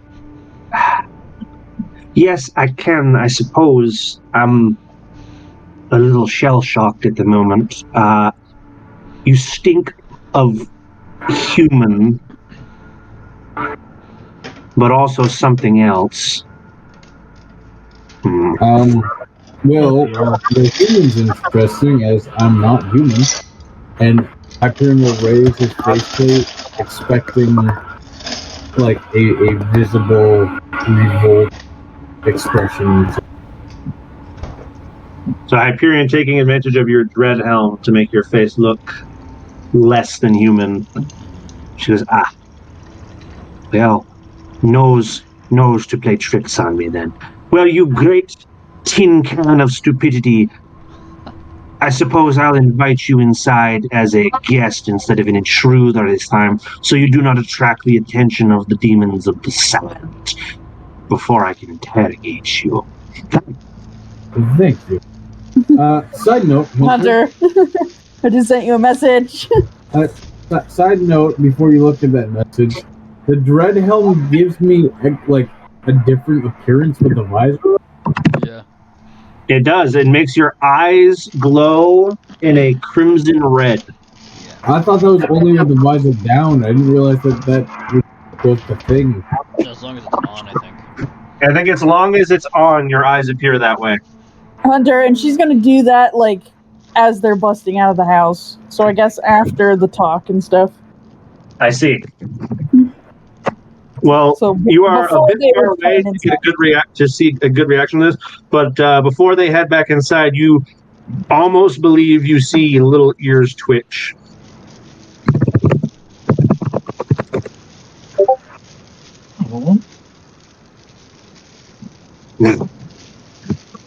You great tin can of stupidity.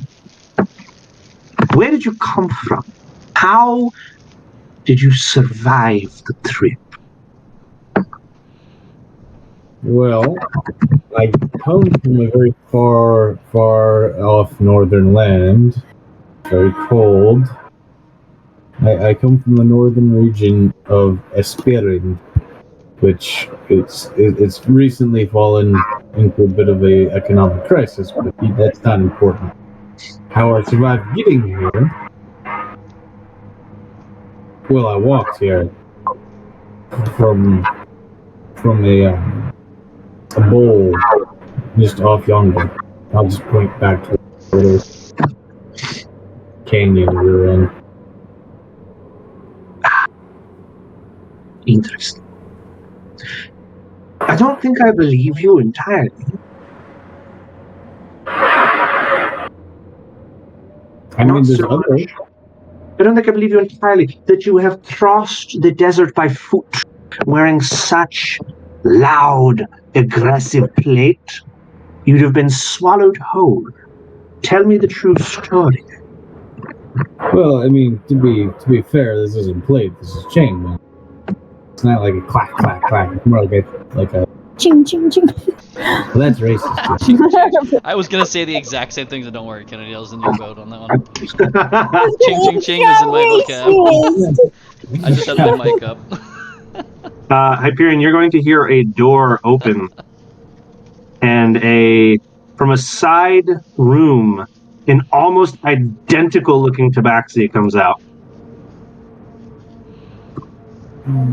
He goes, who is the sulfur-smelling sardine?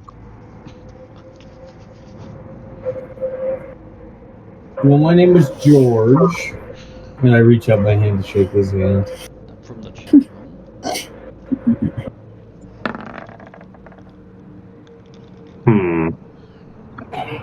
The hand is not returned. There is a lying human in us. Why?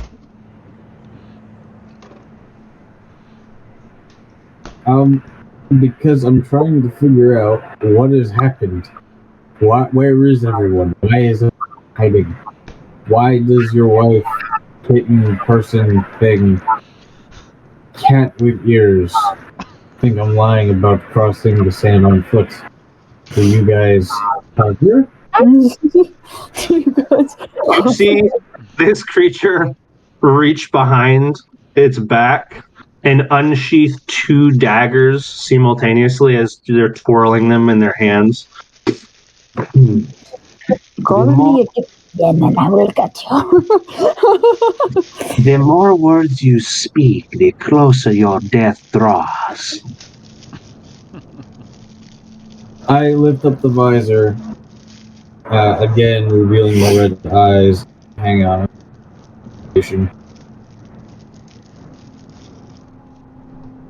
So you are a sulfur-smelling creature, then.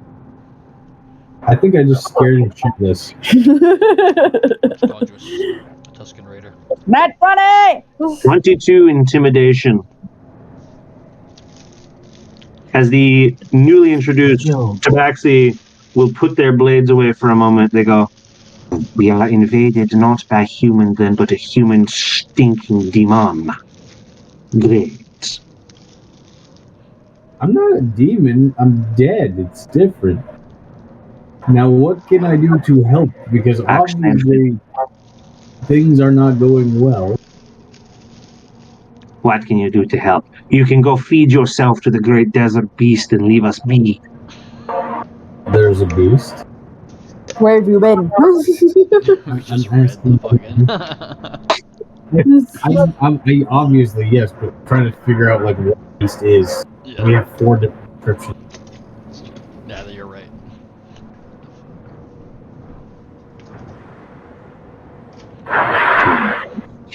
Well,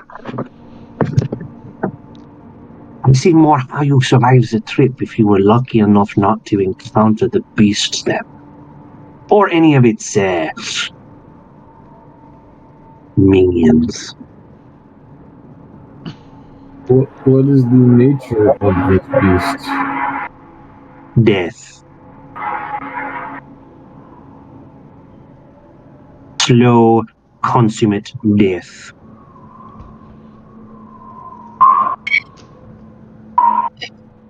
So how big are we talking? And I hear him like put up his hands and say like gerbil size and like horse and like slowly bring his hands up like You Hyperion, you watch the two cats kind of look at each other as one of them cracks a joke and goes, I think this one will be fine. See, he has not enough brain cells to register as food. Mama always did call me special. Oh my god. I did not hear what he said. He's like, Mama always did call me special. Water boy. Love it. Indeed, you are not a clever creature then, are you, you rattling fool?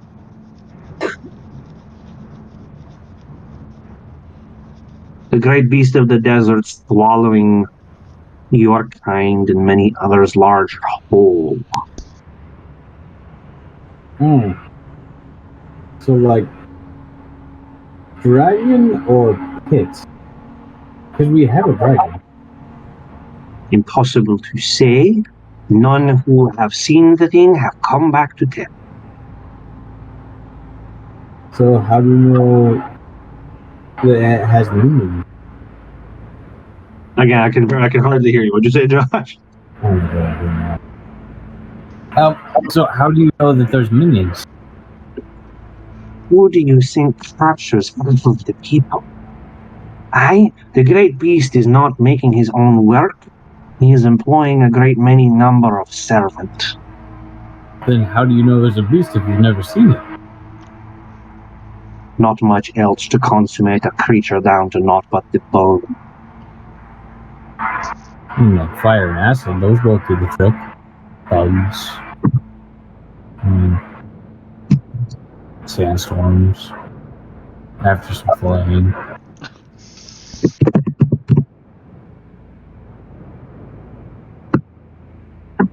Yeah. You try my patience. Well, point us in the direction of this beast, and me and my party will slay it. Point you in the direction of the beast, and we will never see you again. Fantastic. Win-win. Venture to the red wastes, and he will find you.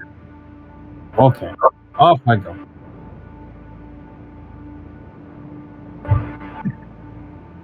Circling back, then we will talk to Inkara for a moment. Inkara, as you loudly hissed at what you perceive to be another tabaxi, as you watch Hyperion stumble out of the raised house again.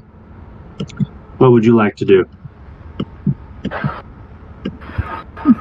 I will jump down to Corin from above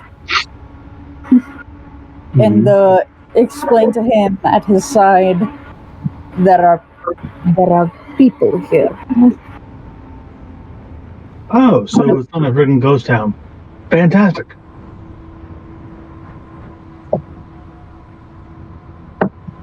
We should still proceed with caution. I mean, yes, because it's a whole new world, but yeah. What kind of people do we have?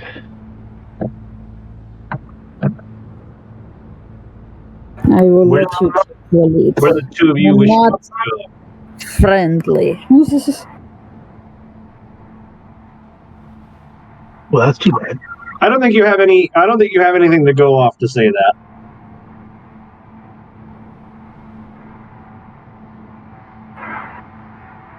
I guess your judgment would have to be based on the fact that Hyperion went out of the house very quickly, chased by someone, but he then immediately went back in.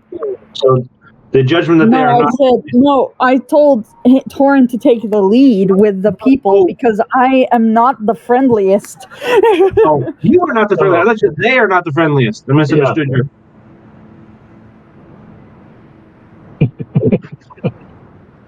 Well, then, Torin, with you taking the lead with Ankara, where do you wish to go? I will follow him. Well, Hyperion's in this house. We have Brill up there, so I guess I will go to. Am I seeing a staircase here? To my. That is another staircase, yep. Alright, we'll kind of walk along the stones here as best we can.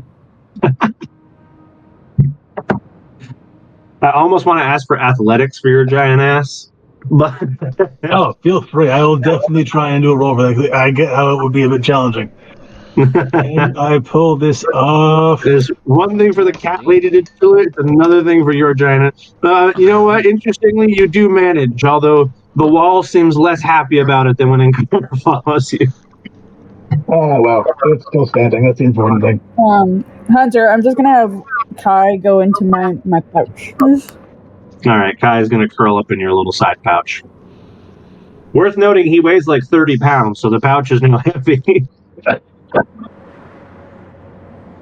The pouch is holding, obviously. Oh, I think he's hanging out of it. Ah, gotcha. All right, I'm gonna knock on this door. Oh, eh? What? No! Shush! Shush! I stopped knocking. The door very slowly opens, and this old, grizzled human pokes his head out. He goes, "What are you doing?" We're new in town. I thought I'd come say hello. Get inside! I go inside and kind of like wave back at Ankara, like, come on, but quietly.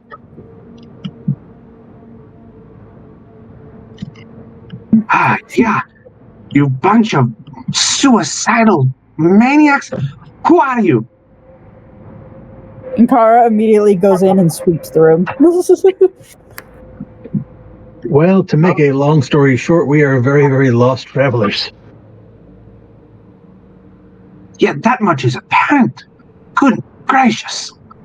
Making racket like that, you're bound to get yourself and me swallowed. Okay, so I'm guessing the desert beastie comes here too? Not himself, but a great many of his freaking underlings abducting in the night, searching for signs of light. But it is not night. He has minions that come and get people? Have not recently, but in history, there's a reason there's so few left. There at one time were a great many, maybe 3 times the population of this town, and at least double the size. This is what's left. Again, it is not night. You think it matters? You think they're nocturnal demons of lore that demand shelter from sunlight? No! If they hear enough knocking and noise, they'll know that there is food. Why not just kill it? You really are new here, aren't you? Stronger than you have tried. Well, what is this beast? Hard to say. None who've ever fucking seen the thing have come back to tell me. Lest be alone my own son. Beast is underlings. Aye, the underlings come in a couple forms. Great, scaly, 2-legged freaks. Like Brill, Bert. I can't tell you for sure. Say no to that? As we do travel together, but I wouldn't say he's like with me. We're just kind of in the same circle currently. Oh, no. Okay. Well, in any case, what beastie of mine are you here for? Because I'm afraid I don't really so much as have much of a beastie of my own. We're here to slay the beast that has the minions. One out in the desert sands. We are. Oh, no. It is. Have I mentioned he's really ambitious? See, I certainly hope that the newcomer, George, is it? Strange name. I certainly hope that the newcomer does not speak for you, because I should hate to see you gobbled up, priest and lady.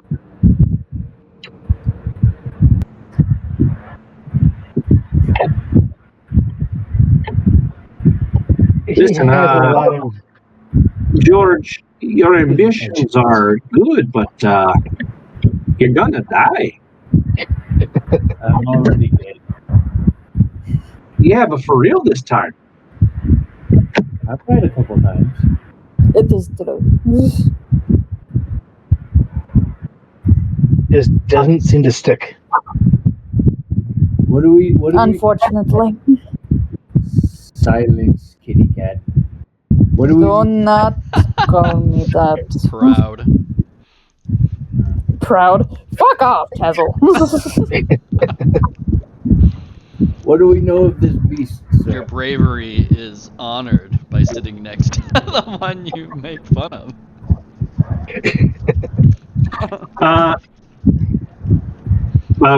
Brill will say at some point shortly thereafter this, you will get close enough to start hearing conversation happening inside this house.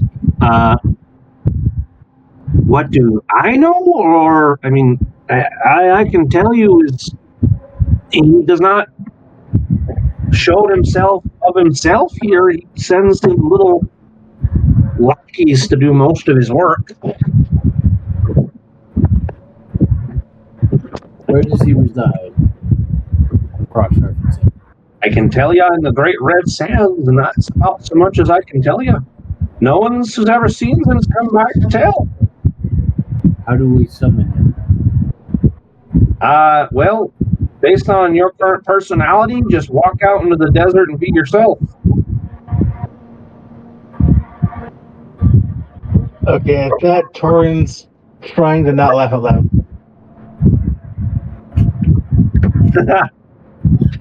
Yes, Torin just like looking away, like, no, don't try to fight. Yeah, bite my cheek. Okay. I barely look at the citizen and just say, "Look, What'd you say, Hyperion? what weapons do you have?" Myself? I've got a kitchen knife that I cook with it at night, but I'm not a warrior. Do you have a grave? Sorry, do you have a burial site? You have a burial site? Yes. Like a cemetery? Yes. No, not really. Not really our way here. And burying someone in the sand doesn't do you much good, as much as they'll be blown back up within weeks. What about the ravine that we came from the north? That was a mighty sacred place of the Lady God before. So no, it should not be put in, and also a source of the great water. So burying people there and contaminating that place is mighty taboo. Where do your warriors go when they die? As far as we know, in the belly of the great beast. Dazzle, you want to cast Raise Dead when we get? Yeah, I would absolutely love to. He's like, I would love to, but I don't have it. Yeah. I was gonna say, I don't think he knows that spell. So, you say the place up north, the temple, is from this Lady Love or whatever. Used to be, I suppose. So, what is the giant stone corpse that's in the center? Older than the village itself, is all I can tell you. The A hand? relic fossil not worth digging up. Yeah. Interesting. Do you have any idea in the scriptures of what it used to be? I mean, not that I've read of. Not a history that I'm familiar with. Right, I wasn't much of a bookkeeper, and the town librarian doesn't really know the history expert, I should call them. They're not so much alive anymore. I was a stable keeper when we used to have reason for such a person. I see.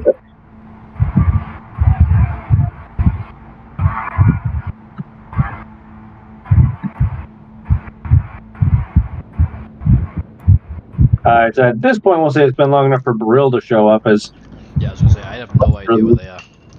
climb up the ladder. You head off toward the description of what Lady River told you, the first house on this side. Oh yeah. You get close enough to start hearing the voices inside, so you climb up through the doorway.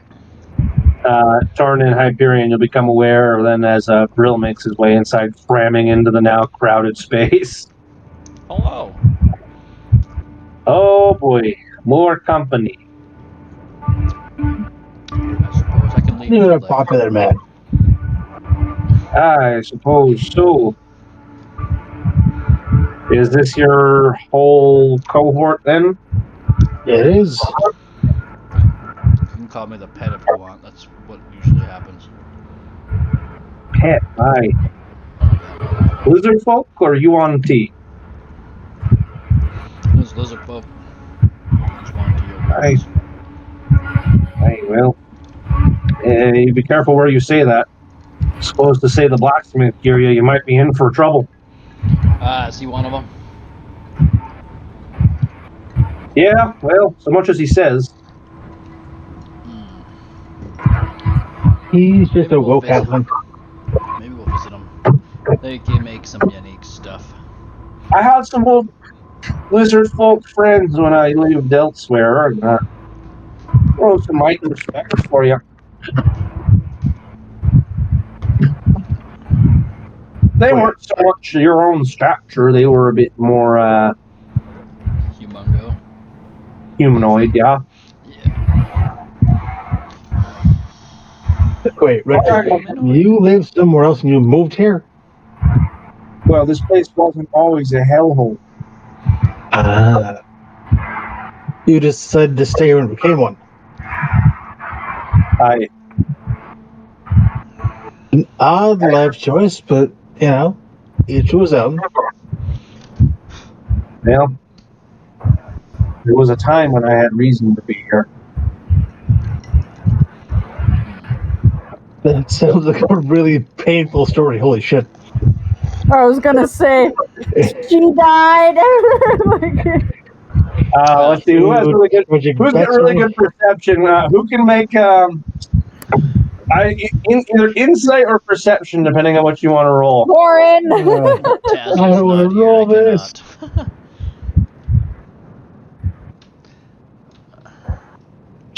$21.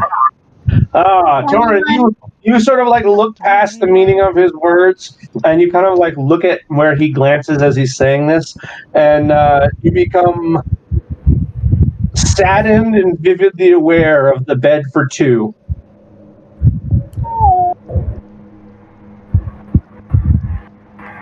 There's no, smaller, a crib nearby at all, hopefully? There's no what? Crib. There's no, crib nearby? Just the No, bed? but there is a set of stairs, which means there is some secondary room here. So if they're going down. Well, I'm gonna just not go in there.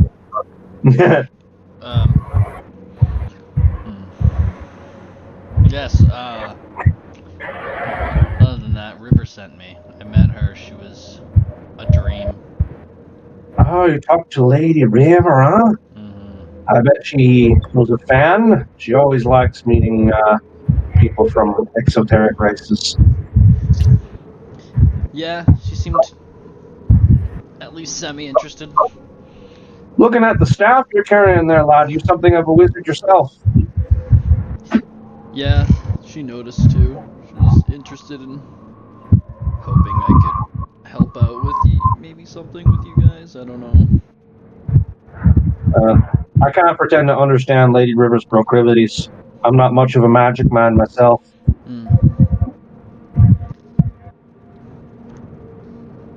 Yeah, you have anybody else around here that's into the magics? Or Well, magic of the arcane, not that I'm too much aware of, unless somebody's got some secrets, but there are other people spell-like. Torin, you might actually enjoy. The old man, actually, a bit more of a cleric of himself. The one who went to die? Supposedly, I don't know if he actually went or not. Yeah. Where might I find him? If he's still around, you might get along. If you head straight across town, appreciate it if you don't walk through the water, but walk around it.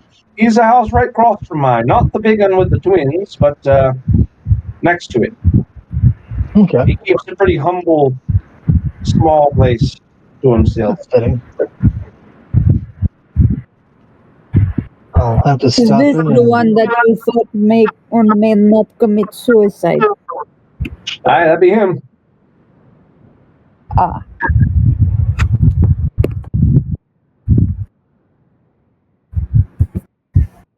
Was there any kind of a temple in this town? And not directly in town. You sounds like you already saw what used to be the temple. Okay.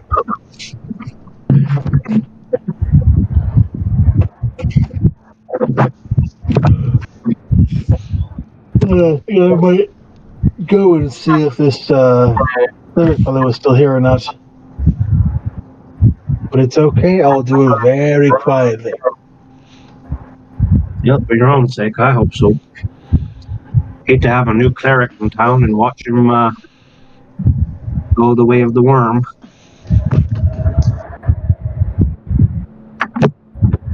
Innuendo, really? And quite literally, the word for being dragged underground, huh? No.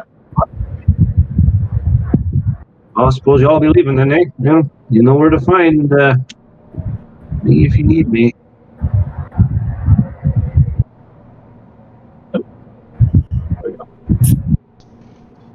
You've got to be the nicest person I've met the whole time I've been in this strange, twisted world. Universe, actually. Well, I appreciate it. What be your name? Beryl. Brill, huh? Yeah. Richter. I sure hope I get to see you alive again, eh? Yes, I hope so too. Seems kind of strange with this sandworm. What are these supposable creatures?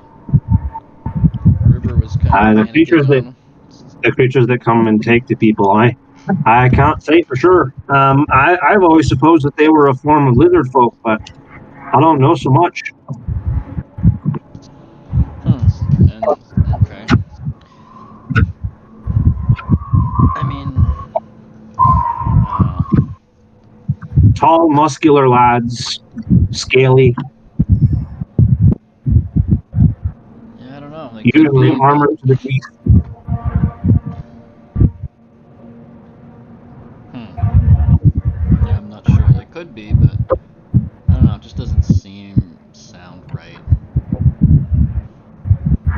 Might be though. Well, I sure hope they're not, because the prejudice that is developing is not helpful. Yeah.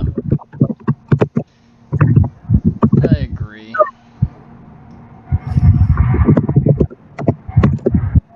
I don't know. Anybody else have anything to say to Richter before we deal with Torin, who headed off?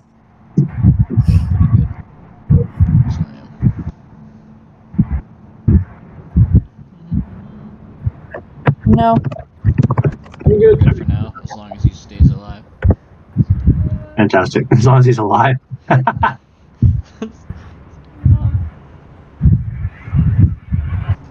We leave and also this is on the ground. So, moving to you then, Torin. All right, so You head off to the instructed house. You've gone to the right one, I will say. How do you want to approach this? Well, I'm going to this time knock, but much, much quieter. So do not freak him out. Oh, did I by chance get his name? You did not ask for his name. He's just been calling him the old man. That works. Hey, old man, you in there? Yes, come in. You did. Let me open the door up here. You open the door and enter into this little abode. You see a gray and, I should say, rather white-haired from due to age tabaxi gentleman dressed in rather ornate priestess robes.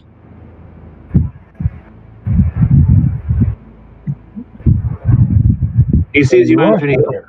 He sees you enter and he gives you this little respect bow. He goes, "To who do I have the pleasure?" I'm Torin, cleric of.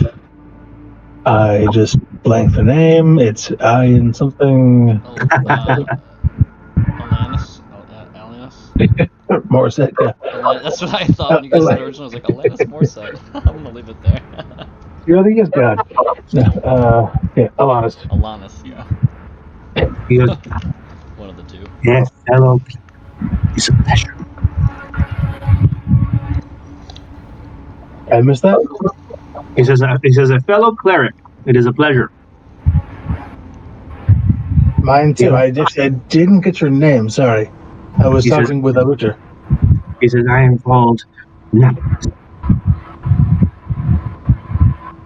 Yeah, I actually missed the entire name. Lemris? He's a knight. His name is Knight? My full name being Quiet Knight, but people call me Knight for short. The back names, of course. That's true.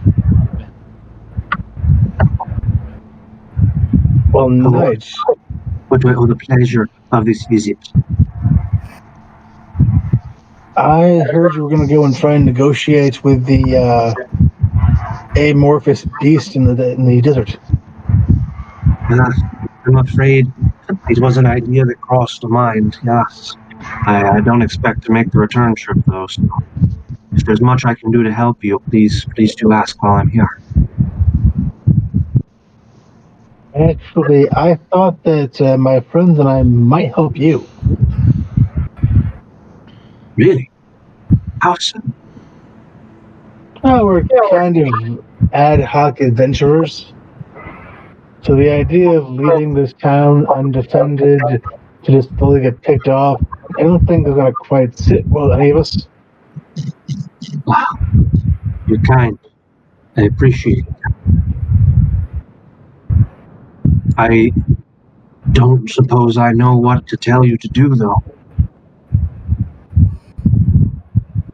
I mean, if you want to go negotiate, we can go with you. If and when things turn sideways, we can at least try and bring you back alive. Yeah, that is kind of you to offer, but I would move to the afterlife with naught but guilt should you meet your death in my hand. It's okay. Cara, what are you feeling? Yeah, we're breaking into.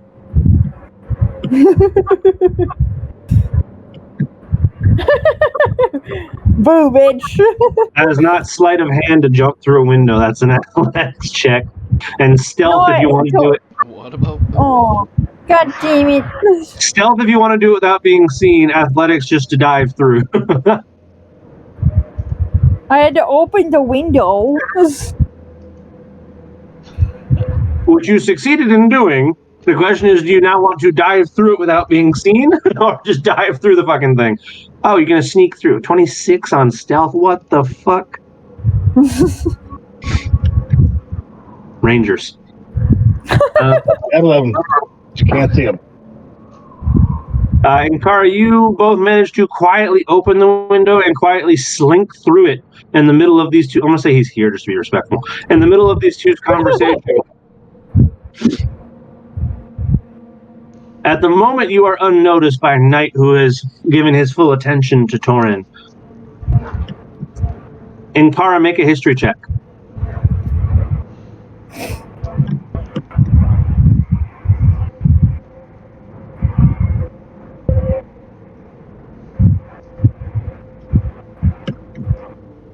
Ah, damn. You are not sure. Well, the first rolls were great. You're not sure why, but night fills you with a haunting sense of familiarity. Even from the angle you're currently viewing him from. You're currently entirely unnoticed tonight. Torin, you have a better chance of noticing her. You have to. You can make an active roll for it as a 26 on stealth, means she's hidden from your passive notice.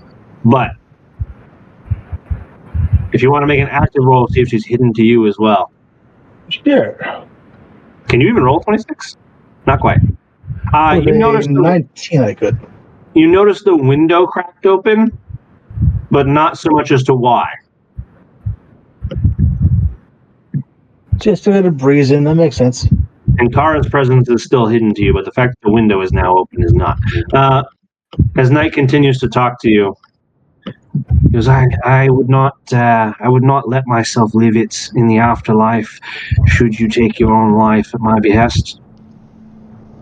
Well, to be clear, you're not asking, we're offering. That makes it worse.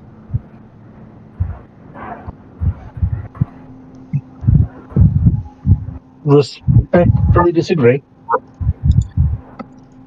You offer your selfless help, and I throw your lives to the pit of despair.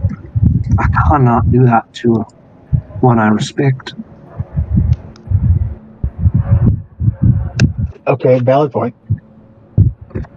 That being said, if we didn't try and help you and this village of apparently well-meaning, if weak people,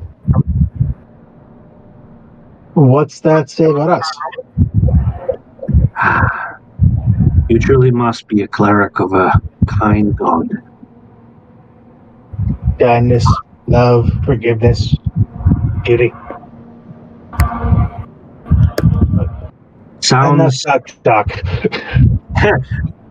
He grabs onto an unfamiliar holy symbol that's around his neck, and he kind of grasps it in his palm and looks up. He's like, familiar.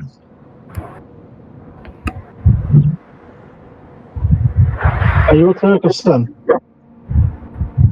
Yes, I was for quite the time till my dear lady no longer responds to me. That's actually what Rich was saying, is that your prayers have ceased being answered. So, as I was telling him, if you were looking to, how do I say this, realign your beliefs. I'm actually not from your world, so I'm thinking perhaps your goddess is an aspect of mine. He kind of raises an eyebrow. He looks at your holy symbol, Thorn. He kind of walks forward and reaches a paw. He goes, May I? Of course. You see his palm kind of start to radiate a little bit as there's this light yellow holy magic. Ah, my God. What did you say this being's name was? Elanus.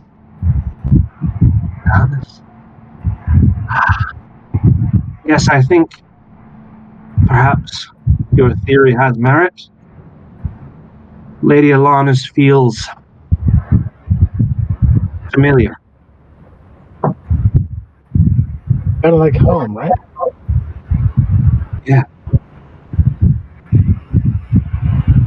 Then welcome home, brother. You have been a bright light in an otherwise dark time for me, Torin.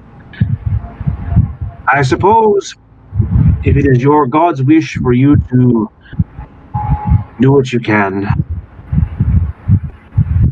cannot deny that.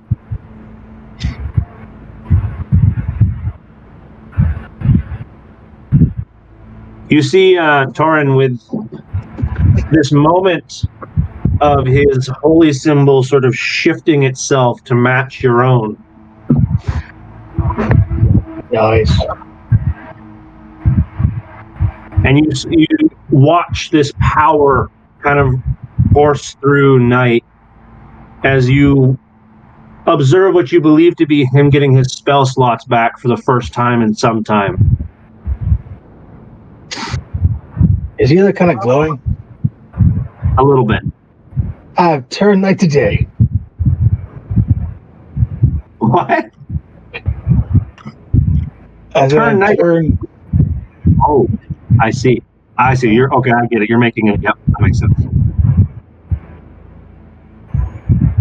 He takes it from me and goes, Torin, can you make me an Arcana check? Yeah. Or a religion check, your choice. Let's go with the one I actually have many more ranks in. 13. Okay.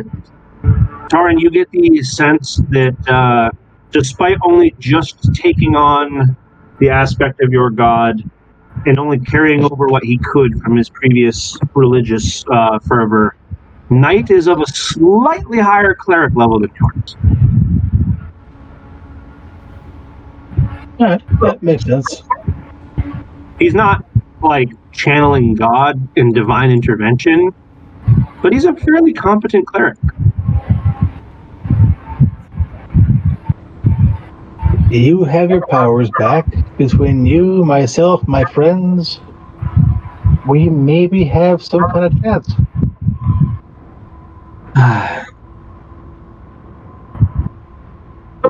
I believe that more now than ever before.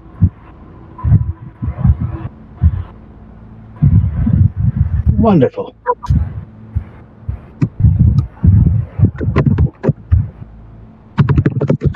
Who else do you have? Probably stop being rude and How many are bring you? my friends in. Oh yeah, so you were both trying to say the same thing basically. Speaking of friends, Brill and Hyperion, are you guys going to try and catch up with Torin and Ankara, or do you have else you want to say to Richter? Catch up. Yeah, we can catch up. We're just gonna stop at this pool here and wait until Hyperion catches up and then go. Okay. So the two of you are headed toward the building that Richter described earlier. Nothing seems weird about this watery pools. No, it just seems relatively clean for where it is. It's not as muddy or sediment filled as you would expect. Alright. We'll go.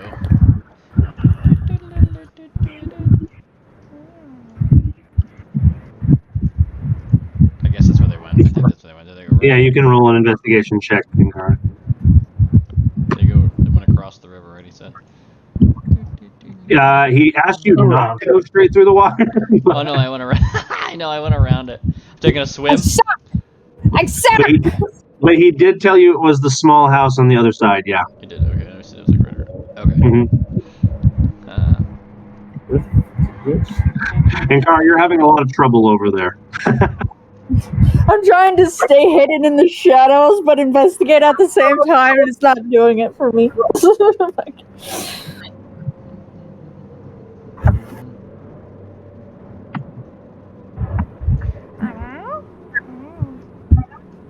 All right. Let's see. Torin. All right. So, Brill, you seem to find the correct place as it's humbly small abode, and there's some voices inside. Let's time this so that you get here at about the time that when you peek your head into the open door, you see this grizzled older tabaxi with white fur on his face, almost radiantly glowing as he grasps his holy symbol.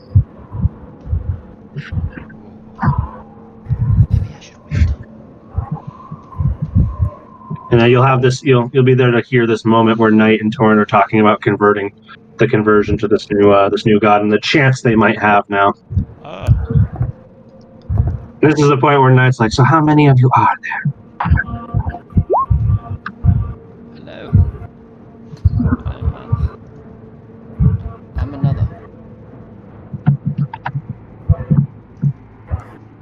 As he sees this little lizard folk come in, and he's just like, "Oh, hello there, Hello. General Kenobi." Yeah, that's what I love that. Kenobi. Okay. A little wizard folk, eh? Huh? Yeah. You like that, wizard folk? Yeah, I did. That's what I'm gonna be calling myself now, so until the racism subsides. Meanwhile, then this clanking human enters right behind him. He goes, "Oh, and another. What can I call the two of you?" I'm Michael. Michael. George Michael? The wizard lizard. That's a very long name. You may call me Knight. Like Okay, with or a K? Fuck. Did I steal it? Sorry. Short for Quiet Knight. Great minds think alike. That rhymed. You see this? You see his ear kind of poke up for a moment as he goes, and we have a fourth. We are just killing time. Because he's been rolling perception like every once in a while. He just now notices Ankara. He goes, Ankara, as you're immediately aware of him turning around to look where you're like kind of skulking down in the sort of shadow of the background, he turns around to look at you, and you can see his eyes get very wide. And there's like this little crease on his lip as if he gets very emotional. Ankara, now that you can see his face, the history comes back to you. And it's like in your mind, you have this flash between the old man's face in front of you and what was the face of a young child. And you put those two together in your head, and you get the immediate understanding that this is an incredibly aged up individual from among your pack that you were looking for. Oh.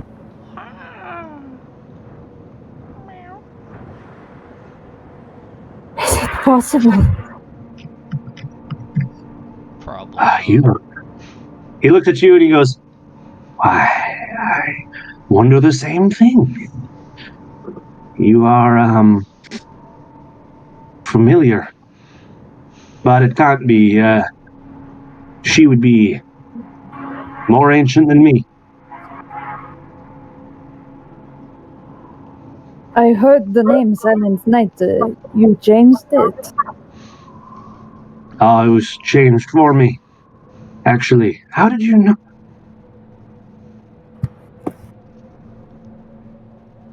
Well, by the gods. You are alive. Torrin, it so happens I may know one of your compatriots. How the hell?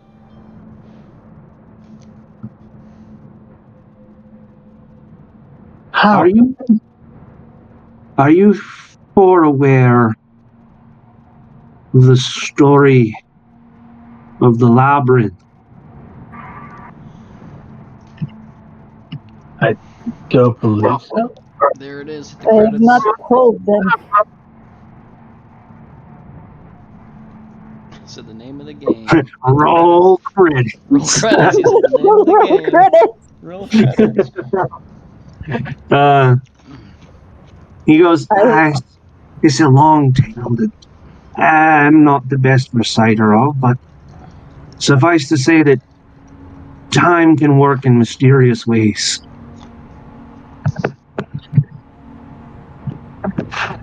I have lived more than a lifetime to be where I am now.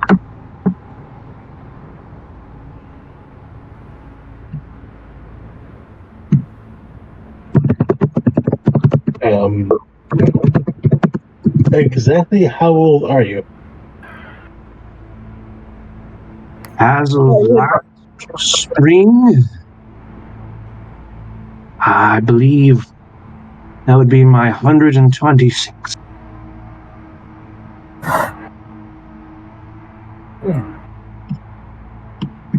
Do I know the average lifespan of a tabaxi? Like, does that seem like it's really way too old? Tabaxis live about as long as humans do. Okay, so way too old. This is an ancient. Respectfully, Knight, why aren't you dead yet? It's a very hard question to pose respectfully. Yeah, but kinda. Well, how to say, my God's mercy, I have proven to be useful in spreading the message and the faith. And so I have been gifted life long enough to do so. The effects of my years have only started setting in since Lady Soon has been gone.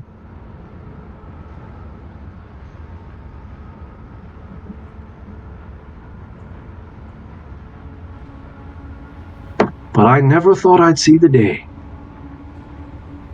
I have been searching for you for years now. Well, if it makes you feel better, I've been waiting many more. It is good to see you, young one. Although I guess I shall not call you that now. How the fuck old are you? She's not that old because she's been aging at the correct timeline.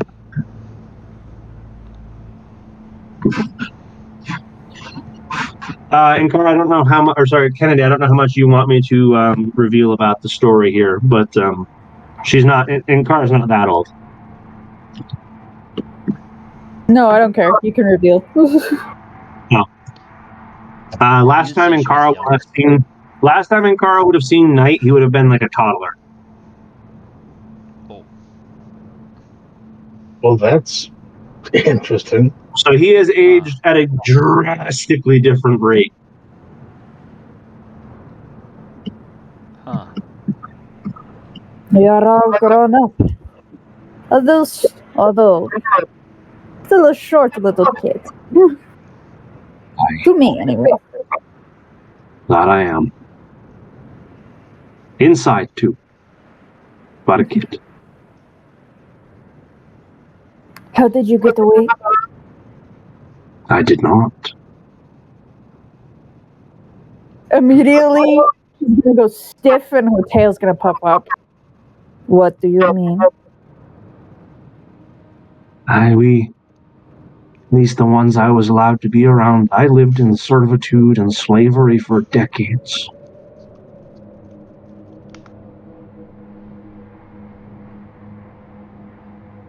Convict.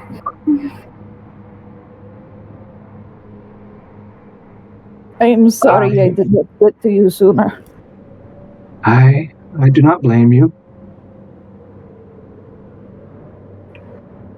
It wasn't you that released such evil.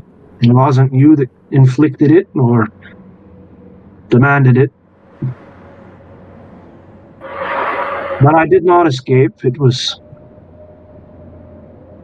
I lost track of how long it was, but I was a right man by then. And was sent to do some cleaning task. Entered an old barn to get the tools to do so, and suddenly I was no longer in that place. I found myself in this desert. And I've been here since. Eventually, I found my way into the study of Lady Soon, and soon I was the only cleric left. And here we are. So the others, they are not with you. Unfortunately, no, I haven't seen them in a long time. Not as long as you, but a long time nonetheless. I was going to say, for me, you've only been gone for barely 2 years. Ah, that's a gift.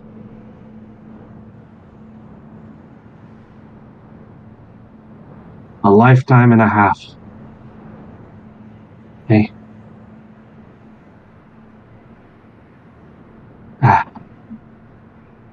I'm probably bringing down the mood for the three of you then, huh?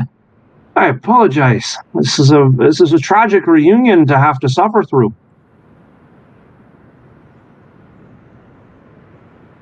No, you're good. I mean, you've been apart for a long time. There's no rush here. I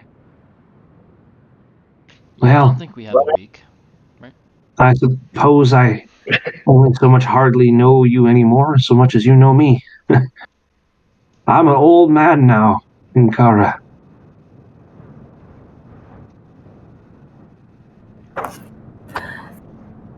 I know. It was my failing that I did not find you fast enough. None of them ever blamed you. Not once.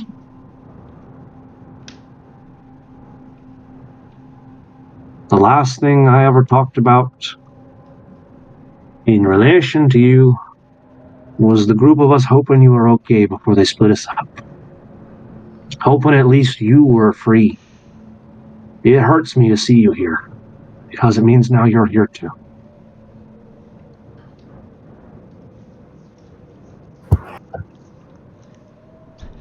I should give you this, at least. And she will go into her pouch, just with one arm, and just be like, saying draconic, fucking move, Kai! Like, she's trying to get to the bag. As the big fumbling idiot pops out of the bag and just crashes onto the ground, just bonking his little head, he kind of growls at you. And she's gonna take out the doll that Torin would vaguely remember. Woody. Would it? Yeah. Would he? Woody. And we'll give it to Nat Knight and be like, it is the only thing that was left of the scene. I do believe this was your sister's. But There is a moment of quiet. And the especially perceptive of you will hear droplets of water hitting the floorboards.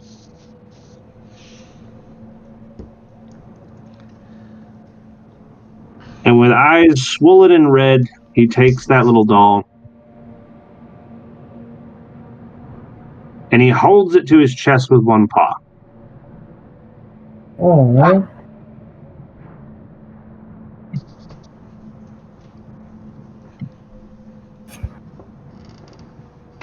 I will have you know, Knight, I never stopped fighting for you kids. Even though I was gravely wounded to the fight, I never stopped fighting.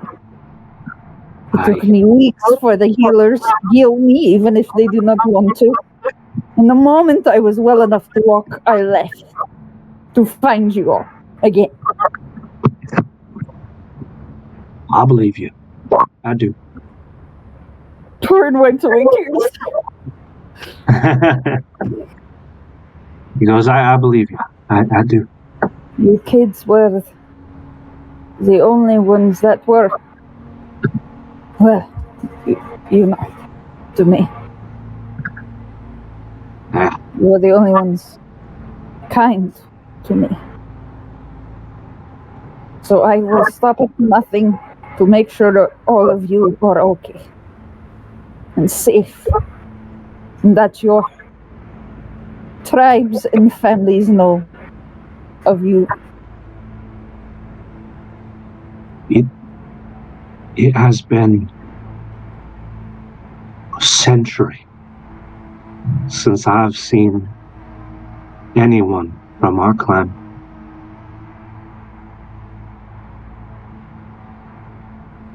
And he kind of like holds the doll a little bit tighter and he goes, but now it was worth the wait.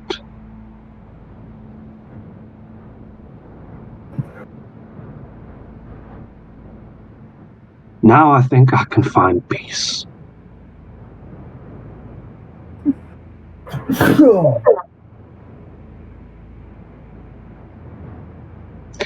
Oh, I'm gonna be an old man crying on the floorboards. We shall have a moment, eh? All right. Recovering, eh?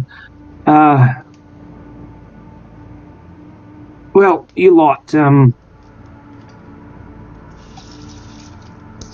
was having a bit of a talk with your friend here, Torin, and he's helped me get back a bit of my vigor.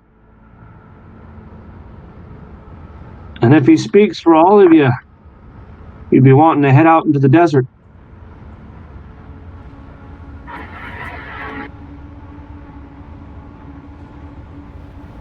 We want to assist. And that I appreciate, but it need to be known that you speak for all of you. So I should ask was it Brill then? And did you call yourself Raphael, eh? No, I'm Michael. It was Michael. You Michael? I don't remember anymore, eh? One of the four, right? Yeah, one of them. Some fucking made up name. Some name of someone's Names are relatives. all made up. Hey, names have a lot of power in D&D. This is true. Yeah, I guess we're going. Anybody ask about any graveyards or places like that? You did, yeah, somebody did ask. Or crypts or something? Air quotes, Michael did. They apparently don't do that here. That reminds me, No crypts? Brave, as you bring up the graveyards, Knight, maybe you may know about this. We came from the north, the crag. What is that giant stone hand poking out of the ground? Would you happen to know? Well, it's as far as the keepers knew when they were around and studying the thing, it's older than the village, petrified eon ago, perhaps. They surmised it was the talon of a great worm.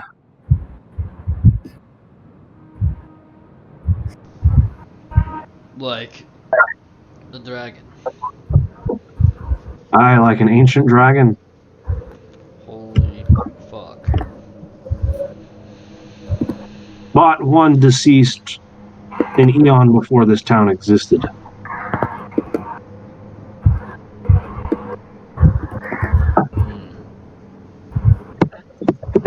So there are dragons in this world. Yeah.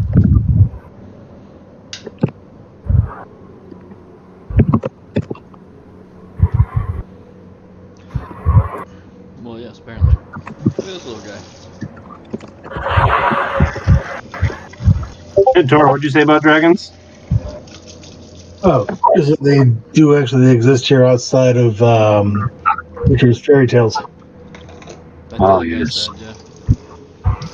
Now, you can't blame a human whose life has subsisted of only maybe 40 years when a dragon hasn't been seen in centuries. That's fair.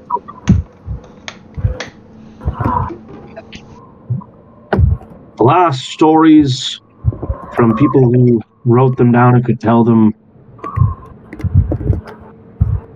the guess was that that was the talon of a great blue dragon who lived here thousands of years ago. No danger at all to anyone now. Even perhaps his progeny have long since died off if he left any.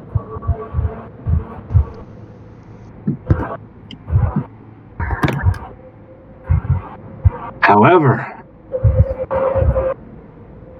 if you've heard all the talk of a great beast, I can't surmise whether or not we're in for something draconic.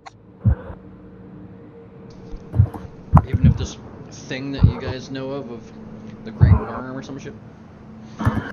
The petrified remains of a great worm does not mean that his progeny, or this could not be one of his long great-grandchildren. It's always fucking dragons. Is this the thing that's been taking people and horses and everybody and eating them? Not directly. The things that have been raiding the village are fucking spawns of something. I surmise them to be potentially draconic in nature, but I'm no expert. I can speak Draconic now. I should be able to know what they're saying if we capture one and persuade it to talk.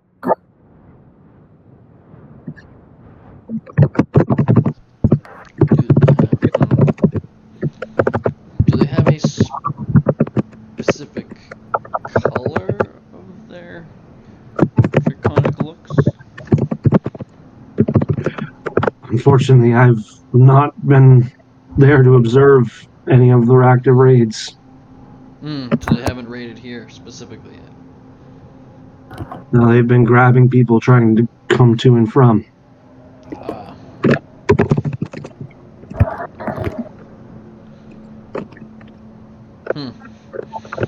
Alright, so they don't town raid, they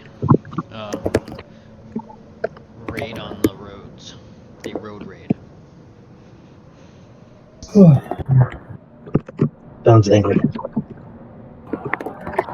I think either it stems from,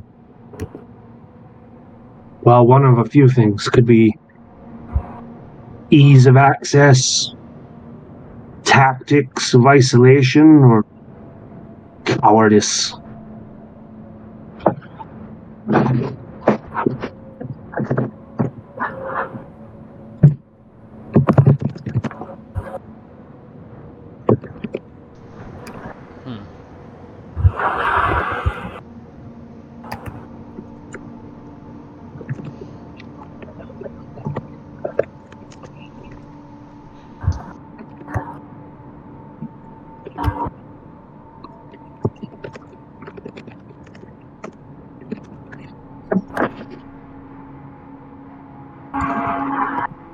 But their draconic nature is only a guess of mine based on tales that I've seen from evidence they leave behind, and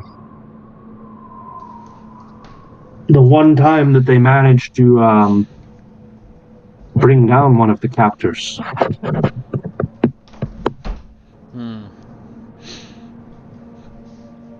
Bring down meaning you killed them? Oh, not me. That would be beyond me, unfortunately. I'm the healing kind, not the murder kind.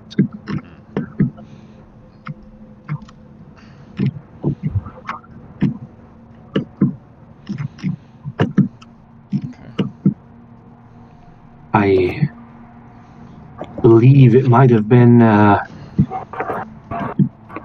they call her Miss River, the sorceress who lives at the edge of the village, who managed to break down one of them. I met her. She's just awesome. She is quite powerful. Really? So she's the Powerful magic enough. one around here? Yeah, in a sense, yes. I have some magics of my own. True. But I mean in the arcane sense. In terms of arcane, she's the best you're going to get for some ways. She did say she wanted my help, but she didn't give me any details, so... Well, I pegged you as a wizard as soon as I saw you. I'm imagining she did so as well. It's the staff. That gives it away. The staff and the magic necklace, yeah. Ah, yes. This newfound item. Any place we can stay around here if need be, unless somebody's already asked and I just don't know. Pick a house. Ask for a good night's sleep. The twins have the most breathing room, honestly, but you could stay here if you like, if you're okay with sleeping on the floor. I will take first watch. I'll take second. I suppose, though, we've still got at least several hours before peak night if you wish for any more meeting of folk in town, or if there's anything else you'd like to discuss. I'll tell you what I can. Maybe I'll stay at this place. That should be fine. I'm sure she'll be happy to talk to somebody of magic proclivity. Brill, are you gonna try and fuck a cat? I knew you were going to say that. Maybe I'll stay at the river. It can be done. We'll find out. Son of a bitch. Yeah. She just has a Don't be litter, giving and away they're all like, my plans. she just has a litter of kits, and they're like half scaled.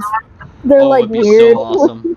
Oh, God, they're abominations. No, but do you know those creatures from like Avatar where they have scales? They kind of look like cats-ish, but they have scales, like scaled armor, but they have patches of fur. They look really cool, actually. Avatar? The blue people? I think. Movie? I think Might be. they're not senators, but I don't remember. Maybe it was Avatar. I don't know. Either way. Scale for babies. Jesus. It's like cats galore. Avatar.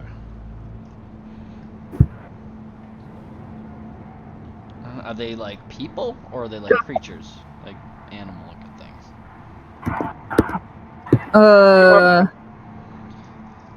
They're like creatures. I mean, one of my characters needs to get fucking have some fun. Tassel has in it, and he's fucking. I don't know if he'll be able to have kids as a vamp. Questions for later. Yeah. Is there anything else anyone wants to mention tonight before we have a hiatus? Because we're headed for a 2-week hiatus. We won't see him again until goodness. You made Torin cry. I hope you feel great about yourself. Torin, did you get emotional? I did, yeah. He's a cleric. He's got a good heart. Brill like slightly. He's like, she told me briefly about this. I thought she was kidding. Brill's like sitting on like the one of the. Then it got so much darker. Leaning up on his staff, like half going to sleep. The You idea think it got dark? Wait till you hear the full story. yeah, I mean, it's pretty fucked up. He waited a fucking century. Yeah. What a badass. The last time he saw any mention of Slay, so it's been 100 years since he's heard anything about any of them, and then you hand him a doll of his deceased sister. We don't know if she's deceased. A century of trauma, all at once. Here you go. Just hands it right over. We don't know if she's deceased. It's a good thing this is happening in slightly medieval times, or he would have just grabbed the gun off the nightstand. No. Just casts smite with his fucking cane and just destroys us. Blows his own brain off. He's a cleric, not a paladin. Oh, that's true. That is a paladin spell, isn't it? Hey, he can multi-class. We don't know. Does anybody have anything else they want to talk about with Night, given that it'll be a 2-week hiatus coming up before we have the chance again? I think I'm good for now. Nothing I can think of. I'm good. All right, then. Then I think this is where we're going to leave off for the day. Okay. So many questions. That's the point. Let's go with the Welcome to day 1 of the second area. You Or just you know, spilled a fuck bunch of all. Inkara lore and you made to grown man cry. I mean, Torrance had a pretty good lore day, too. Yeah. Has he? He's already converted. He's pretty much already converted 2 people, including a full-on cleric, and now he knows he can convert the rest of the town. Is it technically conversion if it's the same deity but with different names? Yeah, because he's drawing holy power from someone different now. I thought you were trying to like make it sound like it's the same person, but she just has 2 different names in different kind of worlds. weave in a certain similarity. It's a theological argument at this point. And the important thing is I'm making my God happy. The whole idea behind that storyline being, especially for Torrin, who's directly related to godly power, is what happens when multiple gods of the same portfolio all exist in one place. They're the same person with different names. I mean, Percy Jackson drew the Rome Greece scroll. So portfolios, or what they're called domains in some editions, are very important to 5e deities, to the point where they kill each other over them. Uh-oh. So there is nudge, nudge. So there is a background subplot going on there with how the deities are reacting to the labyrinth. It's going to be fun.